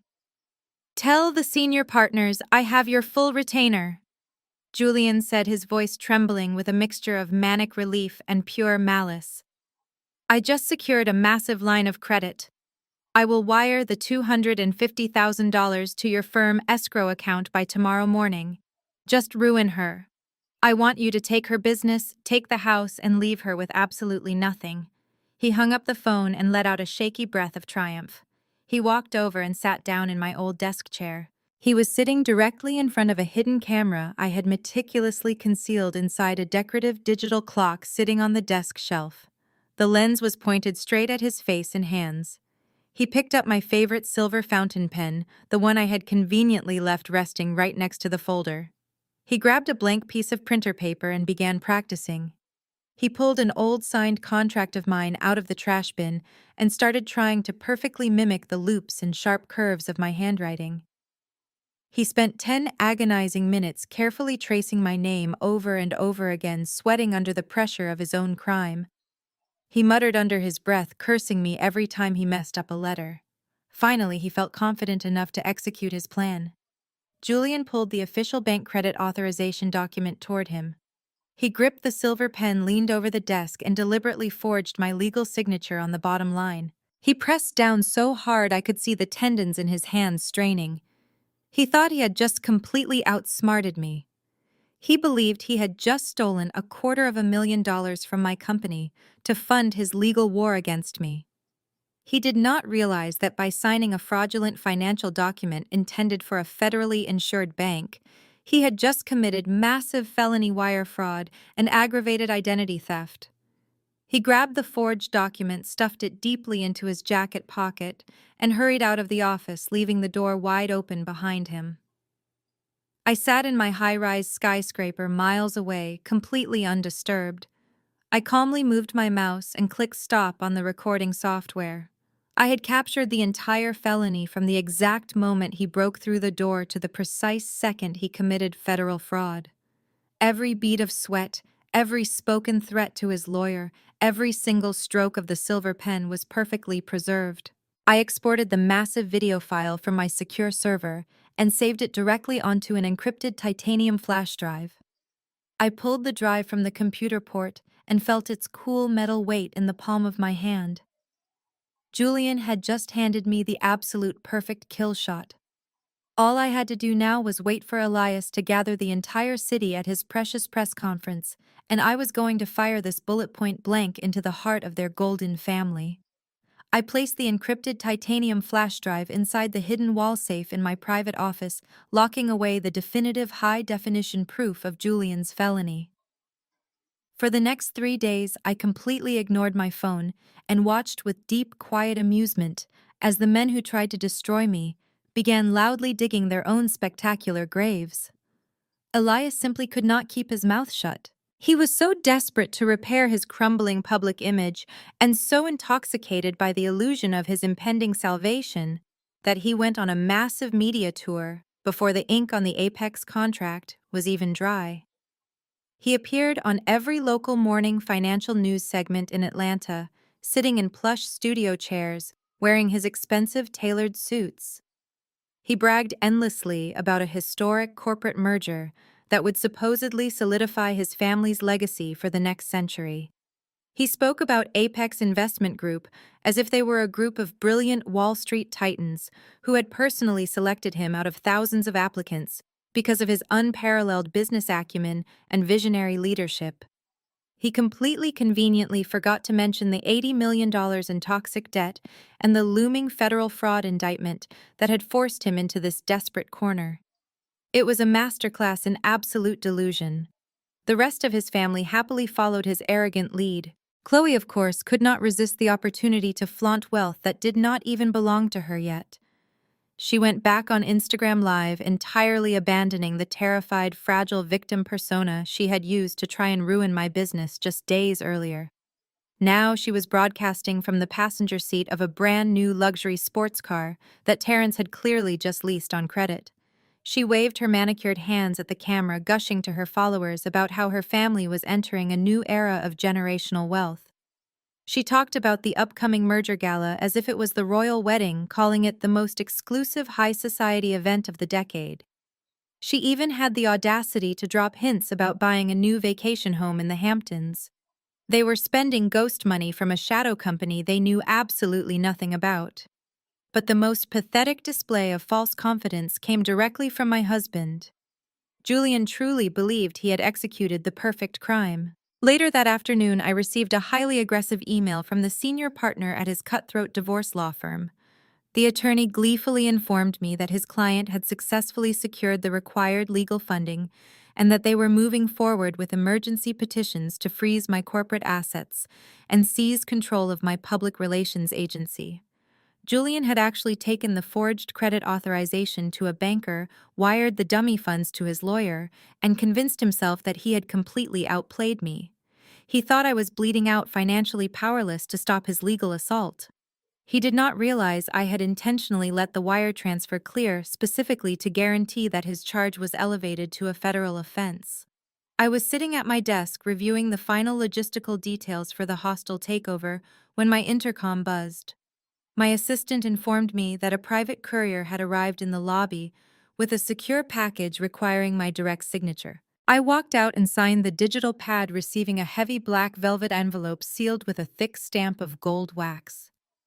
I took the envelope back into my office, sat behind my mahogany desk, and broke the seal. I pulled out a ridiculously lavish invitation.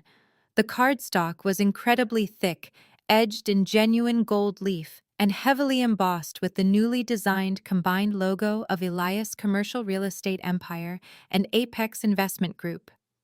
They had actually spent money they did not have to hire a branding agency to design a logo for a company they were about to permanently lose. The invitation formally requested my presence at the Grand Ballroom of the Grand Plaza Hotel for a celebratory press conference and VIP gala. Tucked carefully behind the formal invitation was a smaller piece of customized personal stationery. I immediately recognized Julian's messy, hurried handwriting. He had taken the time to write me a special message just to make sure I felt the full weight of his perceived victory. The note read, "Come watch us, become untouchable. Try not to cry." I traced my finger over the dark blue ink. Julian was feeling incredibly bold this week. He thought this invitation was the ultimate power move, rubbing his family's triumphant victory right in my face. He wanted me to sit in the back row of the audience and watch him ascend to the absolute peak of Atlanta high society. He wanted to look down at me from the stage and watch me break. I dropped the handwritten note into the sleek metal trash can next to my desk. A queen never rejects an invitation to claim her new kingdom. I placed the gold leaf card inside my leather purse and stood up from my desk. I had a very important appointment. If I was going to walk into a grand ballroom filled with the city elite, the financial press, and local politicians and publicly strip the most arrogant family in the state of everything they owned, I was not going to do it in a standard black business suit. I needed armor.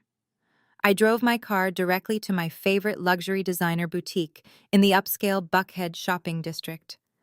The owner recognized me immediately and locked the front doors, closing the store to the public so I could shop in complete privacy. She began pulling out racks of exclusive European runway pieces, offering me champagne and sparkling water. I bypassed the safe, elegant black dresses and the subdued navy gowns. I did not want to blend in. I wanted to be the only thing anyone in that room could look at. My eyes landed on a stunning crimson silk piece hanging near the back of the showroom. It was a custom-tailored floor-length designer gown with a sharp asymmetrical neckline and a daring slit up the left thigh. It was breathtakingly aggressive. It was the color of absolute power. It was the color of the massive financial deficit Elias was desperately trying to hide from his investors. And quite frankly, it was the color of the metaphorical blood I was about to spill on that stage. I slipped into the oversized dressing room and put the gown on. The silk hugged my curves perfectly, draping elegantly down to the floor. When I stepped out and looked at myself in the massive three-way mirror, the woman staring back at me was completely unrecognizable from the quiet, supportive wife who had walked into the country club just a week ago. That timid woman who bit her tongue to keep the peace was dead and buried. The woman standing in the mirror was a titan. She was the sole owner of a massive public relations firm, the majority shareholder of the city's most exclusive botanical gardens, and the primary proxy director of a multi-billion-dollar private equity shadow corporation. I purchased the dress immediately without even bothering to look at the exorbitant price tag. I also bought a pair of matching designer stilettos that felt sharp enough to step right through Julian's fragile ego. I walked back to my car, carefully hung the crimson gown in the back seat to prevent any wrinkles, and sat down behind the leather steering wheel. I pulled my phone out of my purse and opened the highly encrypted messaging application I used to communicate directly with my father. I did not need to type out a long strategic paragraph explaining my movements. He already knew the entire board was set. He knew the media was watching, and he knew Elias was standing blindly on the trapdoor, waiting for the lever to be pulled. I typed a single word and hit send. Checkmate. The grand ballroom of the Grand Plaza Hotel was a masterclass in excessive wealth. When I stepped out of my vehicle and handed the keys to the valet, the flashing bulbs of the local financial press were already illuminating the heavy stone entrance. I walked through the massive glass doors, and the low murmur of high society chatter immediately washed over me. The room was decorated in opulent gold and stark white, with towering crystal champagne pyramids strategically placed around the venue. It was a room designed to make ordinary people feel incredibly small. But tonight, I was not ordinary. I walked across the plush carpet in my custom crimson silk gown, and the effect was instantaneous. Conversations stopped mid-sentence. Heads turned. Women in their safe, elegant black dresses stared in a mixture of shock and sheer envy. I did not look like a defeated woman on the verge of losing her business. I did not look like a heartbroken wife whose husband had publicly discarded her. I looked like absolute fire cutting through a room full of ice. I ignored the whispers and the pointing fingers, walking straight up to the front row of the audience seating area. The chairs were lined up facing a massive raised stage adorned with velvet ropes and expensive floral arrangements. The digital backdrop behind the podium proudly displayed the newly combined logo of the Elias Commercial Real Estate Empire and Apex Investment Group in massive glowing letters. I took my seat in the direct center of the front row, right in the crosshairs of the podium. I crossed my legs, rested my hands in my lap, and waited for the show to begin. A few minutes later, the heavy crystal chandeliers dimmed, and a hush fell over the crowd. A live string orchestra began playing a triumphant classical piece from the corner of the room. The heavy velvet curtains at the side of the stage parted, and the Golden family made their grand entrance. Elias walked out first, chest puffed out, looking like a conquering emperor returning from war. He was wearing a custom-tailored tuxedo that probably cost more than a luxury car. Right behind him came Terrence and Chloe. Chloe was practically glowing with manufactured arrogance, wearing a massive diamond necklace that caught the stage lights and sparkled aggressively. She looked out at the sea of wealthy guests with a smug, satisfied smile, fully believing she had finally secured her spot at the very top of the social hierarchy. Then came Julian. My husband stepped out onto the stage, fixing the cuffs of his crisp white shirt. He scanned the audience, and his eyes immediately locked onto my crimson dress in the front row. A wide, sickeningly arrogant smirk spread across his face. He nudged Terence and pointed discreetly down at me. They both chuckled. Julian truly believed I was sitting there in absolute defeat. He thought I had come to witness his glorious victory because his forged bank document had drained my resources and left me with no other choice but to surrender. He thought I was there to beg for mercy. I kept my face completely blank and offered him a slow, chilling smile. His smirk faltered for just a fraction of a second before he turned away. Elias stepped up to the heavy mahogany podium and tapped the microphone. The orchestra faded out, and the financial reporters in the back of the room raised their cameras. Ladies and gentlemen, distinguished guests, and esteemed members of the press. Elias began, his voice booming through the state-of-the-art sound system. We are gathered here tonight to celebrate a historic milestone. For decades, my family has built a legacy of excellence in this city. We have weathered economic storms, and we have consistently proven that vision and superior pedigree will always prevail in the marketplace. He paused, soaking in the polite applause from the audience. He gripped the edges of the podium, leaning forward, his eyes sweeping across the crowd before landing directly on me. His expression hardened, and his tone dropped into a low, condescending growl. But building a legacy is not just about making brilliant investments, Elias continued, his voice echoing in the quiet room. It is about protecting your empire from parasites. We all know the type of people I am talking about. People who come from nothing, who have no inherent value or class, and who try to attach themselves to great men.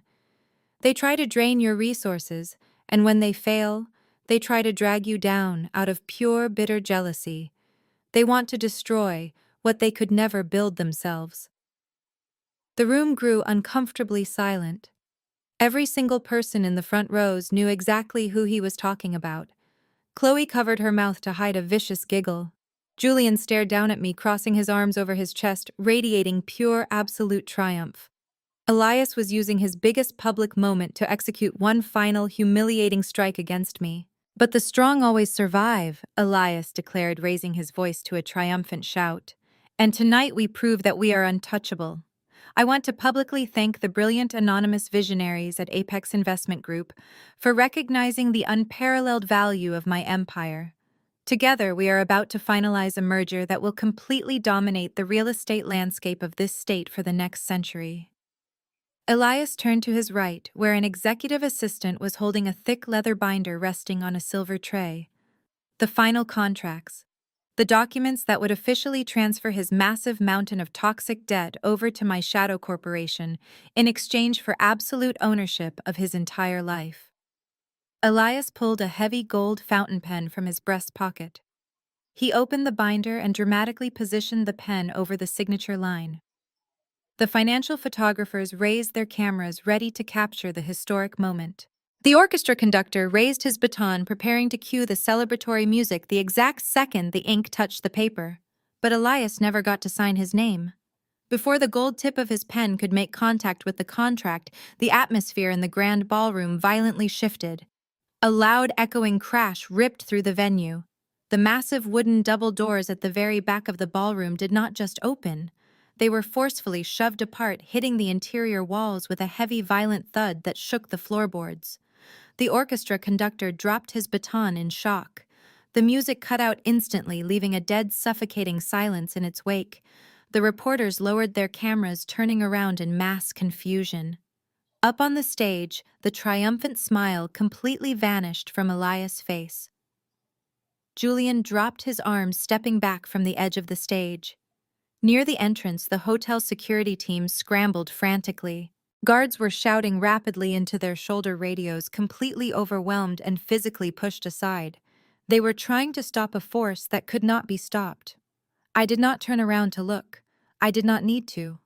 I kept my eyes locked perfectly on the stage, watching the absolute terror begin to wash over my husband's face as the reality of his nightmare finally walked through the door. The massive wooden doors of the ballroom did not just swing open.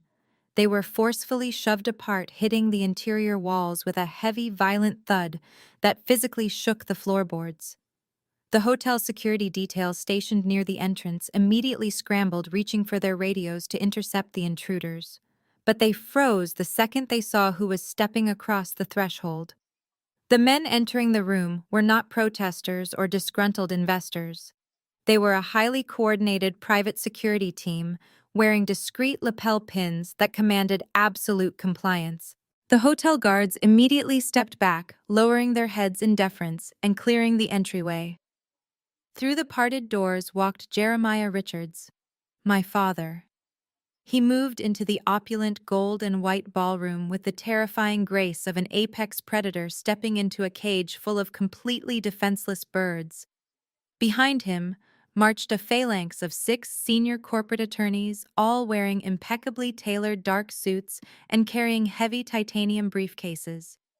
Those briefcases held the final unredacted acquisition contracts, the undeniable proof of Elias' completely ruined financial state, and the absolute end of the Golden family. The live string orchestra conductor had dropped his baton in sheer shock, cutting the triumphant classical music instantly. In the suffocating silence that followed, the air was entirely sucked out of the room. The low murmur of high society chatter evaporated into sharp collective intakes of breath from the wealthy socialites sitting behind me. I could hear the frantic hushed whispers sweeping through the crowd like a wildfire. Jeremiah Richards. They were whispering his name with a mixture of absolute reverence and deep, visceral terror. To the people in this room, he was not just a billionaire. He was a living, breathing legend of black wealth. He was an absolute titan who had spent the last 30 years ruthlessly dismantling old money monopolies and swallowing generational empires for pure sport. He was a man who bankrupted corrupt politicians, hostile takeover specialists, and arrogant corporate elites before he even finished his morning coffee. To see him in person at a public event was incredibly rare. To see him walking into your press conference unannounced, flanked by a literal army of litigators, meant your company was already dead, and you were just waiting for the coroner to sign the paperwork. The wealthy men in the audience who regularly bragged about their massive trust funds and elite political connections actively shrank back into their chairs. They lowered their eyes, trying desperately to avoid making accidental eye contact with the Titan. They knew that a single focused glance from Jeremiah Richards could result in a devastating audit of their own companies by the following morning. But Elias was completely blinded by his own towering arrogance and desperate greed. He did not see a predator coming to execute a kill on the ballroom floor. He saw the ultimate public validation of his entire pathetic existence. Elias knew that Apex Investment Group was backed by massive dark money, but the proxy managers had never given him a specific name. Now seeing the legendary Jeremiah Richards walking down the center aisle of his press conference, Elias connected all the wrong dots. He suddenly believed that this terrifying billionaire was the secret primary benefactor of Apex, and that Richards had come to personally bless this historic merger in front of the press. The delusion was so absolute, it was almost painful to watch. The triumphant smile returned to Elias' face, stretching so wide it looked unhinged. He threw his heavy gold fountain pen down onto the mahogany podium and practically sprinted to the edge of the velvet-lined stage. He shoved past a local news cameraman, nearly knocking the poor man off the platform in his haste. Julian, however, was not smiling. Julian hovered near the podium, looking completely lost. I watched my husband's face as a look of mounting dread began to creep into his eyes. He looked at the Titan walking down the aisle, and then he looked down at me sitting completely unbothered in my crimson silk gown. Julian was arrogant, but he was not entirely stupid. He could feel the atmospheric pressure in the room dropping, and his survival instincts were finally starting to scream at him. But Elias was completely deaf to the warning signs. His chest was puffed out and he was practically vibrating with sycophantic excitement. He thought he was about to shake hands with a legend and permanently elevate his family into the stratosphere of global wealth. He thought he had finally won the ultimate game. My father did not rush. He walked down the center aisle of the grand ballroom with a slow, deliberate, and punishingly steady cadence. Every step of his polished leather shoes echoed sharply against the marble floor sections. He wore a bespoke charcoal suit that radiated quiet, absolute power. His expression was carved from solid stone. He did not look at the glittering crystal chandeliers or the expensive towering floral arrangements. He kept his dark, piercing eyes locked straight ahead, completely ignoring the hundreds of flashing camera bulbs exploding around him. Elias reached the very edge of the stage stairs, leaning aggressively over the velvet rope. He eagerly thrust his right hand out his palm, practically sweating with anticipation. "Mr. Richards!" Elias shouted, his voice echoing through the silent room, cracking slightly with desperate excitement. "What an absolute honor, sir! We are beyond thrilled to welcome you to this historic celebration.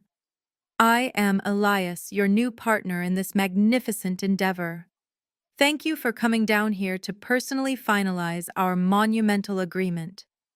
The financial photographers rushed forward, their camera flashes exploding like strobe lights, desperate to capture the historic handshake. They wanted the cover photo of the old money real estate patriarch joining forces with the legendary billionaire titan. Up on the stage, Chloe stood up from her chair, practically bouncing on her heels, already calculating how many new brand deals and social media followers this massive connection would buy her. My father reached the front of the stage. Elias leaned further down, stretching his body, his hand extended as far as his arm would physically allow. But Jeremiah did not slow his pace. He did not reach his hand out to meet the patriarch. He did not even blink. My father completely ignored the extended hand, acting as if the man speaking to him did not even exist. He left Elias suspended in mid-air, looking like an absolute fool in front of the entire financial press and the city elite.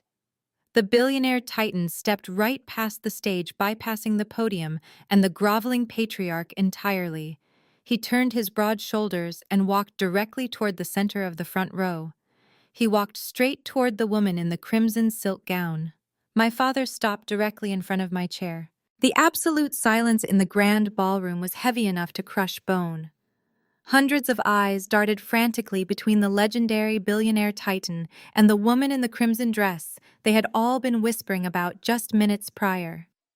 The room collectively held its breath, waiting for the titan to speak. I did not stand up immediately. I looked up into my father's dark, piercing eyes.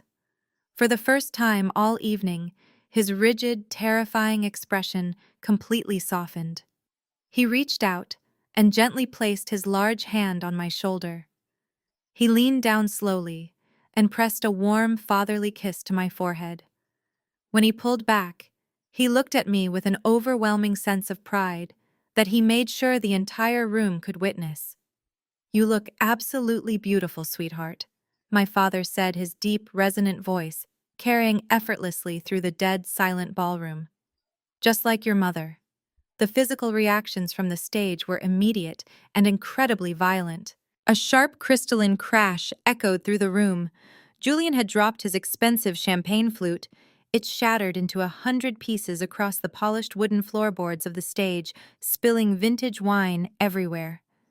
My husband was staring at me, his mouth hanging open, his face drained of every single drop of blood. He looked like a man who had just watched the ground open up beneath his feet. He took a stumbling step backward, shaking his head in absolute denial. At the podium, Elias looked as if he had been physically struck by a freight train. Both of his hands clamped down onto the edges of the mahogany stand, his knuckles turning completely white. His jaw worked silently, trying to form words that his brain simply could not process. The billionaire he had just tried to grovel to, the man he thought was his financial savior, had just kissed the forehead of the woman he had publicly called a parasite not 5 minutes ago. The color completely vanished from Elias' face, leaving him looking pale and sickly under the bright stage lights. Behind him, Chloe was having a complete mental breakdown. She grabbed Terrence by his suit jacket, practically digging her manicured nails into his arm. The smug, confident influencer persona was entirely gone, replaced by sheer, unfiltered panic. But her last name is Washington. Chloe violently whispered to Terence, her voice carrying sharply in the quiet room. This is impossible. She is an orphan. She grew up in poverty. How can she be his daughter? Terence could not even form a response. He was staring at my father with wide, terrified eyes, finally realizing the catastrophic magnitude of the mistake his family had made. The wealthy socialites in the audience began to violently whisper among themselves. The financial press reporters who had lowered their cameras were now scrambling to turn them back on, realizing they were not just covering a standard corporate merger. They were witnessing a legendary high society execution. The flashbulbs started firing again, illuminating the sheer panic radiating from the Golden family on stage. Elias shook his head desperately, refusing to accept the reality unfolding right in front of him. No, he stammered, his booming voice now reduced to a pathetic, high-pitched wheeze. No, this is a mistake. Mr. Richards, you do not understand. That woman is a manipulator. She is trying to ruin this historic merger between our families. My father did not even turn around to look at Elias. He kept his eyes focused entirely on me, a slight, dangerous smile playing at the corners of his mouth. He was giving me the floor. He was letting me strike the final blow. I reached down and grabbed my matching crimson clutch. I took a slow, deep breath, feeling the absolute sheer power of the moment surge through my veins. The days of biting my tongue to keep the peace were over. The days of letting arrogant men dictate my worth were permanently finished. I stood up gracefully from my chair, standing shoulder to shoulder with the most feared man in the financial world. Every camera lens in the room pivoted away from the disgraced patriarch and focused entirely on me. The flashing lights reflected off the silk of my crimson gown, making it look as though I were standing in a pillar of fire. I looked directly up at the stage, locking eyes with my terrified husband, and then shifting my cold gaze to my crumbling father-in-law. Washington was my mother's maiden name. I said, my voice crystal clear, projecting flawlessly across the massive ballroom, cutting through the frantic whispers of the crowd. I dropped my father's famous last name 10 years ago because I wanted to build my own empire without his shadow. And when I met you, Julian, I kept my real identity a secret. I took a deliberate step forward, moving closer to the edge of the stage, closing the distance between myself and the men who had abused me. I wanted to see exactly who you people really were, when you thought I had absolutely nothing. I continued, my tone dropping into a cold, lethal register that echoed through the silence. And you showed me. You showed me at the country club. You showed me when you locked me out of my own home. You showed me when you tried to bankrupt my business. And you showed me just now, Elias, when you stood on that stage and called me a parasite. The silence that followed my words was deafening. There was no applause, no laughter, just the raw electric tension of an empire collapsing in real time. I watched the realization wash over Julian's face. He finally understood that the woman he had slapped, the woman he had constantly belittled to make himself feel powerful, was actually the heir to an unfathomable fortune. He had possessed the winning lottery ticket, and he had set it on fire just to warm his own fragile ego. Chloe backed away from Terence, her hands trembling as she looked at me in pure horror.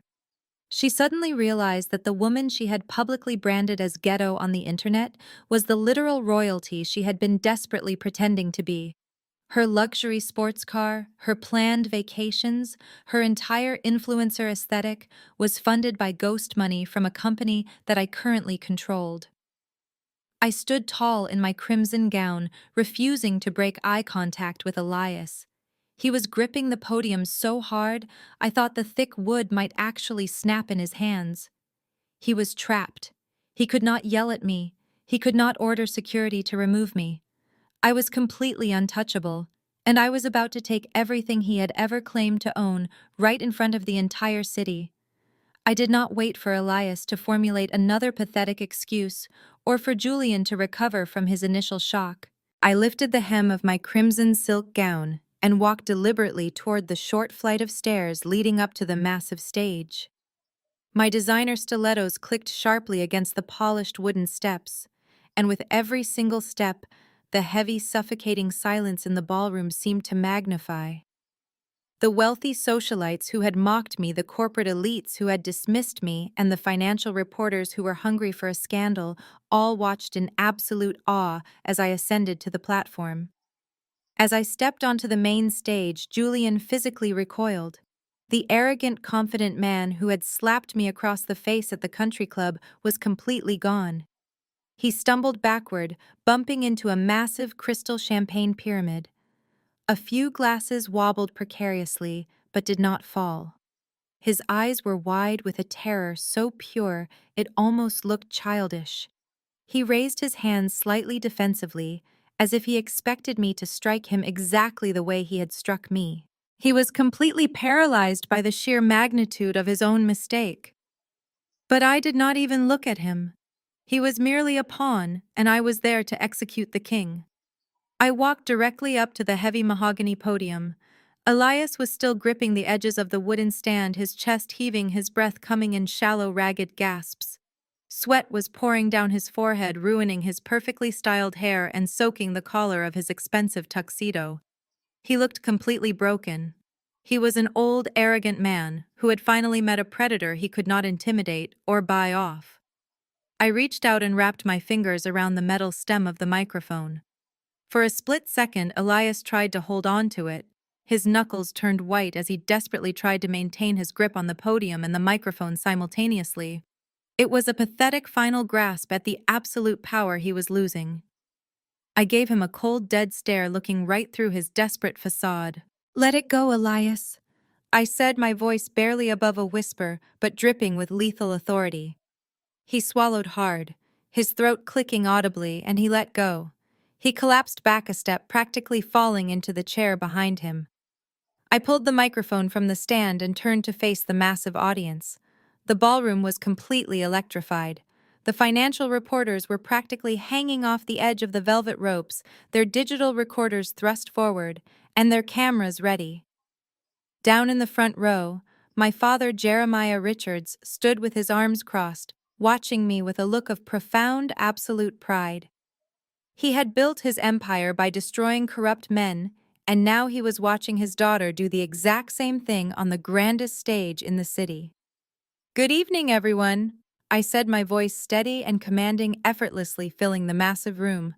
"My name is Kendra Richards Washington, and there is a slight but incredibly vital correction that needs to be made regarding tonight's historic announcement." I paced slowly across the stage, the crimson silk of my gown flowing behind me like liquid fire. Elias has spent the entire week going on local television and bragging to the press about a massive financial bailout from a mysterious entity known as Apex Investment Group. He told all of you that they chose him because of his brilliant business acumen and his family's unparalleled legacy in the real estate market. He told you that this merger would make his empire completely untouchable. I paused, letting the weight of my words hang in the air. I turned to the terrified executive assistant, who was still standing rigidly on the side of the stage, holding a silver tray with a thick leather binder. I gestured for him to bring it to me. The young man scrambled forward, practically bowing, as he handed me the heavy binder containing the final merger documents. I opened it, holding it up high so the bright camera flashes could capture the official legal text and the gold-embossed seals. Apex Investment Group is not a group of anonymous Wall Street visionaries, I announced, projecting my voice, so it bounced off the crystal chandeliers and reached the very back walls. Apex Investment Group is a private equity holding company entirely owned and operated by the Richards family, and I am the primary proxy director holding sole signing authority over this entire portfolio. A fresh wave of shocked gasps ripped through the audience. The camera flashes intensified, becoming blindingly bright, as the press realized they were documenting the greatest corporate ambush in Atlanta history. Behind me, Chloe let out a quiet, high-pitched whimper, burying her face in her hands as her entire manufactured reality dissolved into dust. Terrence dropped his head between his knees, looking physically sick. I turned my body slightly so I was addressing both the eager crowd and the disgraced patriarch sitting in the shadows of the stage. You see, Elias did not tell his investors or the press the actual truth about why he needed this historic deal, I said, dropping my tone into a cold, clinical register. He is currently drowning in $80 million of toxic corporate debt. He has been systematically commingling investor funds, taking out illegal bridge loans, and desperately trying to hide catastrophic retail losses. The wealthy investors in the audience who had trusted Elias with their money began shouting in outrage. Security had to step forward to keep them from rushing the stage. I held up my hand calling for silence, and the room immediately obeyed. Right now, Elias is facing a massive federal fraud indictment. I continued, sealing his fate completely. He was begging my family for pocket change just to stay out of a federal prison cell. He thought Apex Investment Group was going to blindly hand him $40 million to save his fragile ego and maintain his country club lifestyle. I walked over to where Elias was sitting. He could not even look up at me. He was staring blankly at the floor, his entire empire crumbling around him in real time. I tossed the heavy leather binder onto the podium, where it landed with a loud, definitive thud. "We are not bailing you out, Elias," I said, delivering the final blow with absolute surgical precision. "We are acquiring your debt for pennies on the dollar. As of this exact second, I own your commercial real estate company. I own your luxury assets. I own your properties, and I own your pathetic legacy. And to be absolutely clear, you and your entire family are fired." The ballroom exploded. It was as if someone had thrown a live grenade into a glass house. The financial reporters completely abandoned their designated press area, surging forward against the velvet ropes. They were shouting questions over each other, shoving their digital recorders toward the stage, desperate to get a quote from the new owner of the Elias real estate empire. The wealthy investors who had been duped were screaming furiously, demanding their money back. Elias collapsed into the mahogany chair behind the podium.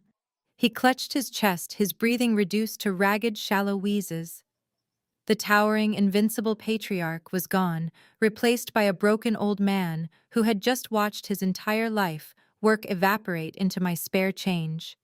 He looked out at the angry mob of investors, realizing that without my shadow corporation bailing him out, he was going to face federal prison time completely alone. But Julian was not ready to surrender.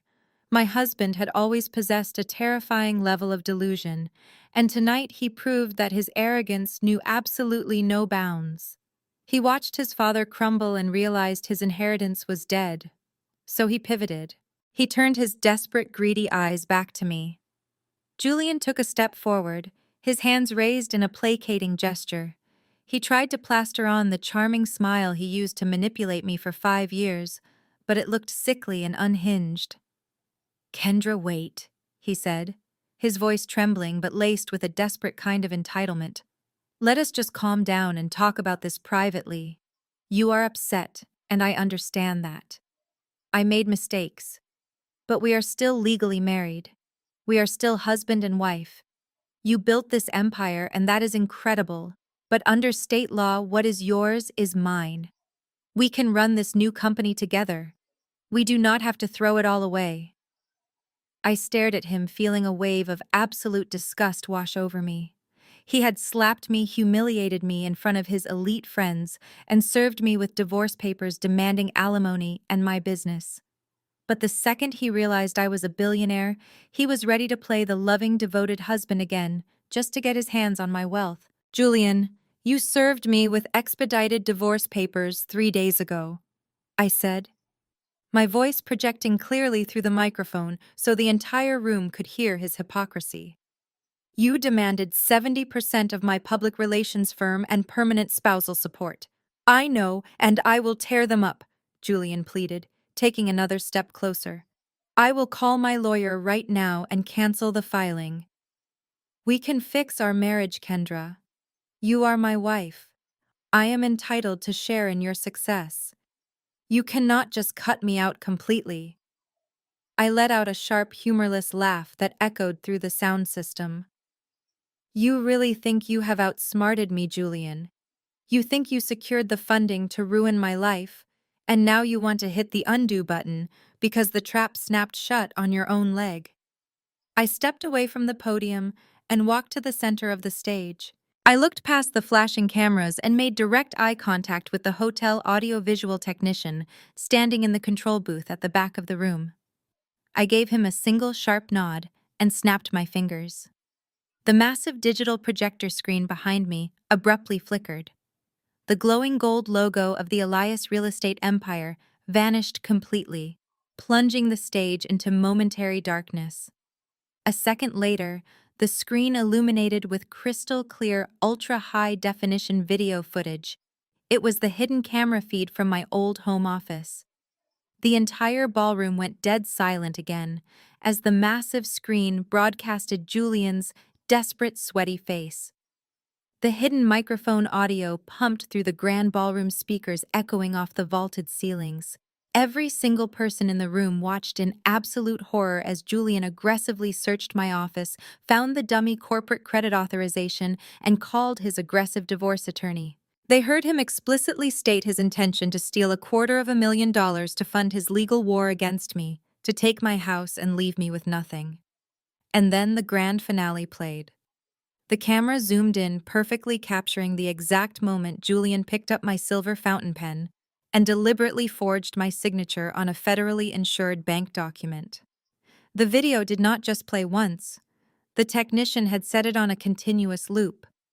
Every time Julian signed the forged document, the video restarted, showing his sweaty, desperate face calling his lawyer all over again. The undeniable proof of his felony was being broadcasted on a 20-foot screen directly behind him for the entire financial press to record. "Turn it off!" Julian screamed, his voice cracking in sheer panic. He spun around, waving his arms frantically at the massive screen, as if he could physically wipe the image away. "Turn that off right now! It is a fake! She set me up! That is illegally recorded!" He looked frantically out at the audience, but there was no sympathy left in the room. The socialites who had laughed at his cruel jokes were now staring at him with pure disgust. The reporters were zooming in on the screen, ensuring they captured every single frame of the forgery. "Julian," I said, my voice cutting through his hysterical shouting. "You broke into my property and signed a fraudulent financial document to secure a $250,000 line of credit from a federally insured bank. You then wired those stolen funds across state lines to your attorney. That is not just a marital dispute, Julian. That is aggravated identity theft and felony wire fraud." Before Julian could scream another denial, heavy footsteps echoed up the wooden stairs on the right side of the stage. Two tall, broad-shouldered men wearing plainclothes suits and serious expressions walked onto the platform. They were not hotel security. They were detectives from the Atlanta Police Department Financial Crimes Division, and they had been waiting in the wings for my exact signal. They walked directly past Elias and flanked Julian on both sides. Julian froze, his eyes darting between the two detectives like a trapped animal. Julian Elias, the lead detective, said, his voice firm and completely devoid of emotion. "You are under arrest for felony wire fraud, forgery, and aggravated identity theft. Place your hands behind your back." "No." Julian whimpered, instinctively pulling his arms away. "No, you cannot do this. I am a wealthy man. I belong to the Oak Ridge Country Club. You cannot just arrest me in front of all these people." The second detective did not hesitate. He grabbed Julian's arm, twisted it firmly behind his back, and secured a heavy pair of steel handcuffs around his wrists. The sharp metallic click of the locking mechanism echoed through the microphone I was still holding, amplifying his absolute downfall. "You have the right to remain silent," the lead detective stated loudly, reading Julian, his Miranda rights on live television as the press cameras snapped rapidly. "Anything you say can and will be used against you in a court of law. You have the right to an attorney." Julian began to cry. Real heavy tears of absolute terror streamed down his face, ruining his arrogant facade completely. He was not going back to his luxury townhouse. He was not moving into my master bedroom. He was going to a concrete holding cell. As the detectives turned him around to march him off the stage, Julian desperately looked for a lifeline. He looked toward his family. Chloe was already running for the service exit, leaving Terrence behind. Terrence was staring at the floor, completely paralyzed by the destruction of his family. Finally, Julian looked at the man who had taught him everything about entitlement and arrogance. He looked at his father. Julian sobbed, struggling against the detective's grip. "Dad, please do something. Call your lawyers. Pay my bail. Do not let them take me like this. Please, Dad, help me." Elias slowly pushed himself up from his chair. He looked at his golden boy, his perfect son, who was now crying in handcuffs on a public stage. Elias looked at the massive projector screen, still looping the forgery video. Then he looked at the angry mob of investors waiting for him in the audience. Elias realized that associating with his felon's son would only destroy whatever microscopic shred of credibility he had left for his own upcoming federal trial. Elias adjusted his suit jacket, turned his head away, and deliberately presented his back to Julian. He did not say a single word. He completely abandoned his son to save himself. The heavy wooden doors closed behind the detectives, taking Julian away, and the reality of the situation finally shattered the last remaining illusions in the room. Chloe watched her brother-in-law get dragged out in handcuffs and realized her luxurious lifestyle had just evaporated. The designer clothes, the country club memberships, and the expensive leased cars were all gone. She turned and looked at Terrence, who was still staring blankly at his father in complete shock. Chloe realized in an instant that tying herself to a sinking ship was social suicide. So she did what she always did. She tried to play the innocent victim. Chloe scrambled up the stage stairs, her pink floral dress catching on the velvet ropes. She rushed toward me, her face already contorted into a mask of pure terror and desperation. The tears began flowing instantly. It was the exact same theatrical performance she had used for her Instagram followers and the responding police officers, but this time she was directing it entirely at me. "Kendra, please," Chloe sobbed, reaching out to grab my hands. I stepped back, letting her grasp at empty air. I looked down at her with absolute disgust. "Please, you have to believe me," Chloe cried, her voice cracking perfectly. I did not know what they were doing. "Julian and Terrence manipulated me. They lied to me about your business and your finances. I always told Terrence that we should be kinder to you, but they would not listen. We are sisters, Kendra. You cannot let them ruin my life too. I will do anything. I will publicly apologize on my platform. Just please do not take everything away from us." I looked at the trembling, weeping woman kneeling on the stage in front of me. This was the same woman who had laughed out loud when my husband slapped me. The same woman who had tried to have me thrown out of the botanical gardens like common trash. "Save the tears, Chloe," I said, my voice perfectly flat and devoid of a single ounce of pity. "They do not work on me. You built your entire identity on stepping on people you thought were beneath you. Now you get to find out exactly what it feels like to be at the bottom." Chloe let out a pathetic whimper, shrinking back from my cold stare. "Oh, and Chloe," I added, leaning in slightly, so only she could hear me over the chaotic shouting of the press. "About that master bedroom you were so eager to move into, you might want to cancel your interior decorator. I am having a demolition crew bulldoze the entire townhouse next Tuesday. Have fun packing whatever cheap luggage you have left."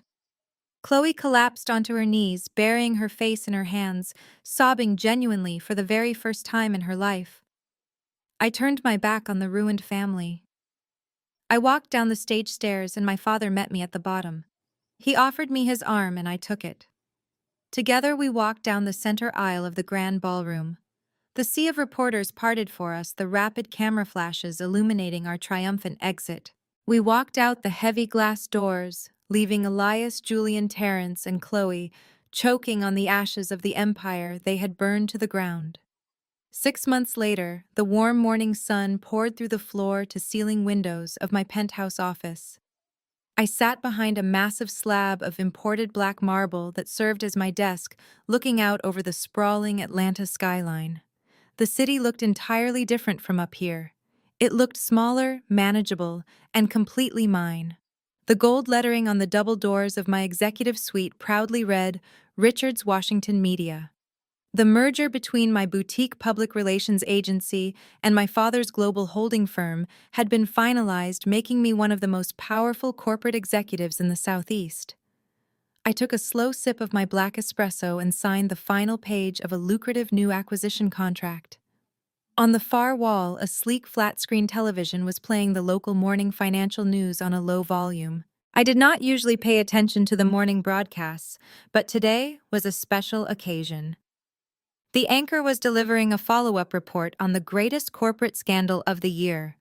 According to the broadcast, the federal judge had completely rejected Julian's plea deal because he had transferred the stolen funds across state lines to his aggressive divorce attorney. The wire fraud charges carried maximum federal penalties.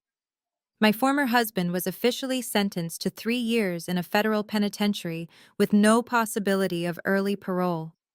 He had cried openly in the courtroom, begging the judge for mercy, but his elite connections could no longer save him. Elias did not fare much better. The federal fraud investigation into his commercial real estate empire had completely bankrupted him.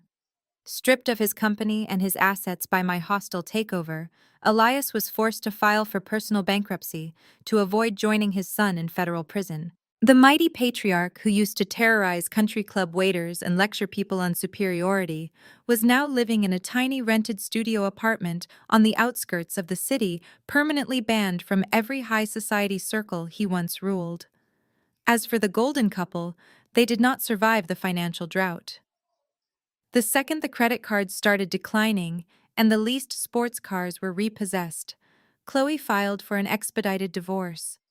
She abandoned Terrence, fleeing back to her hometown in Savannah in complete disgrace, deleting her social media accounts to hide from the public mockery.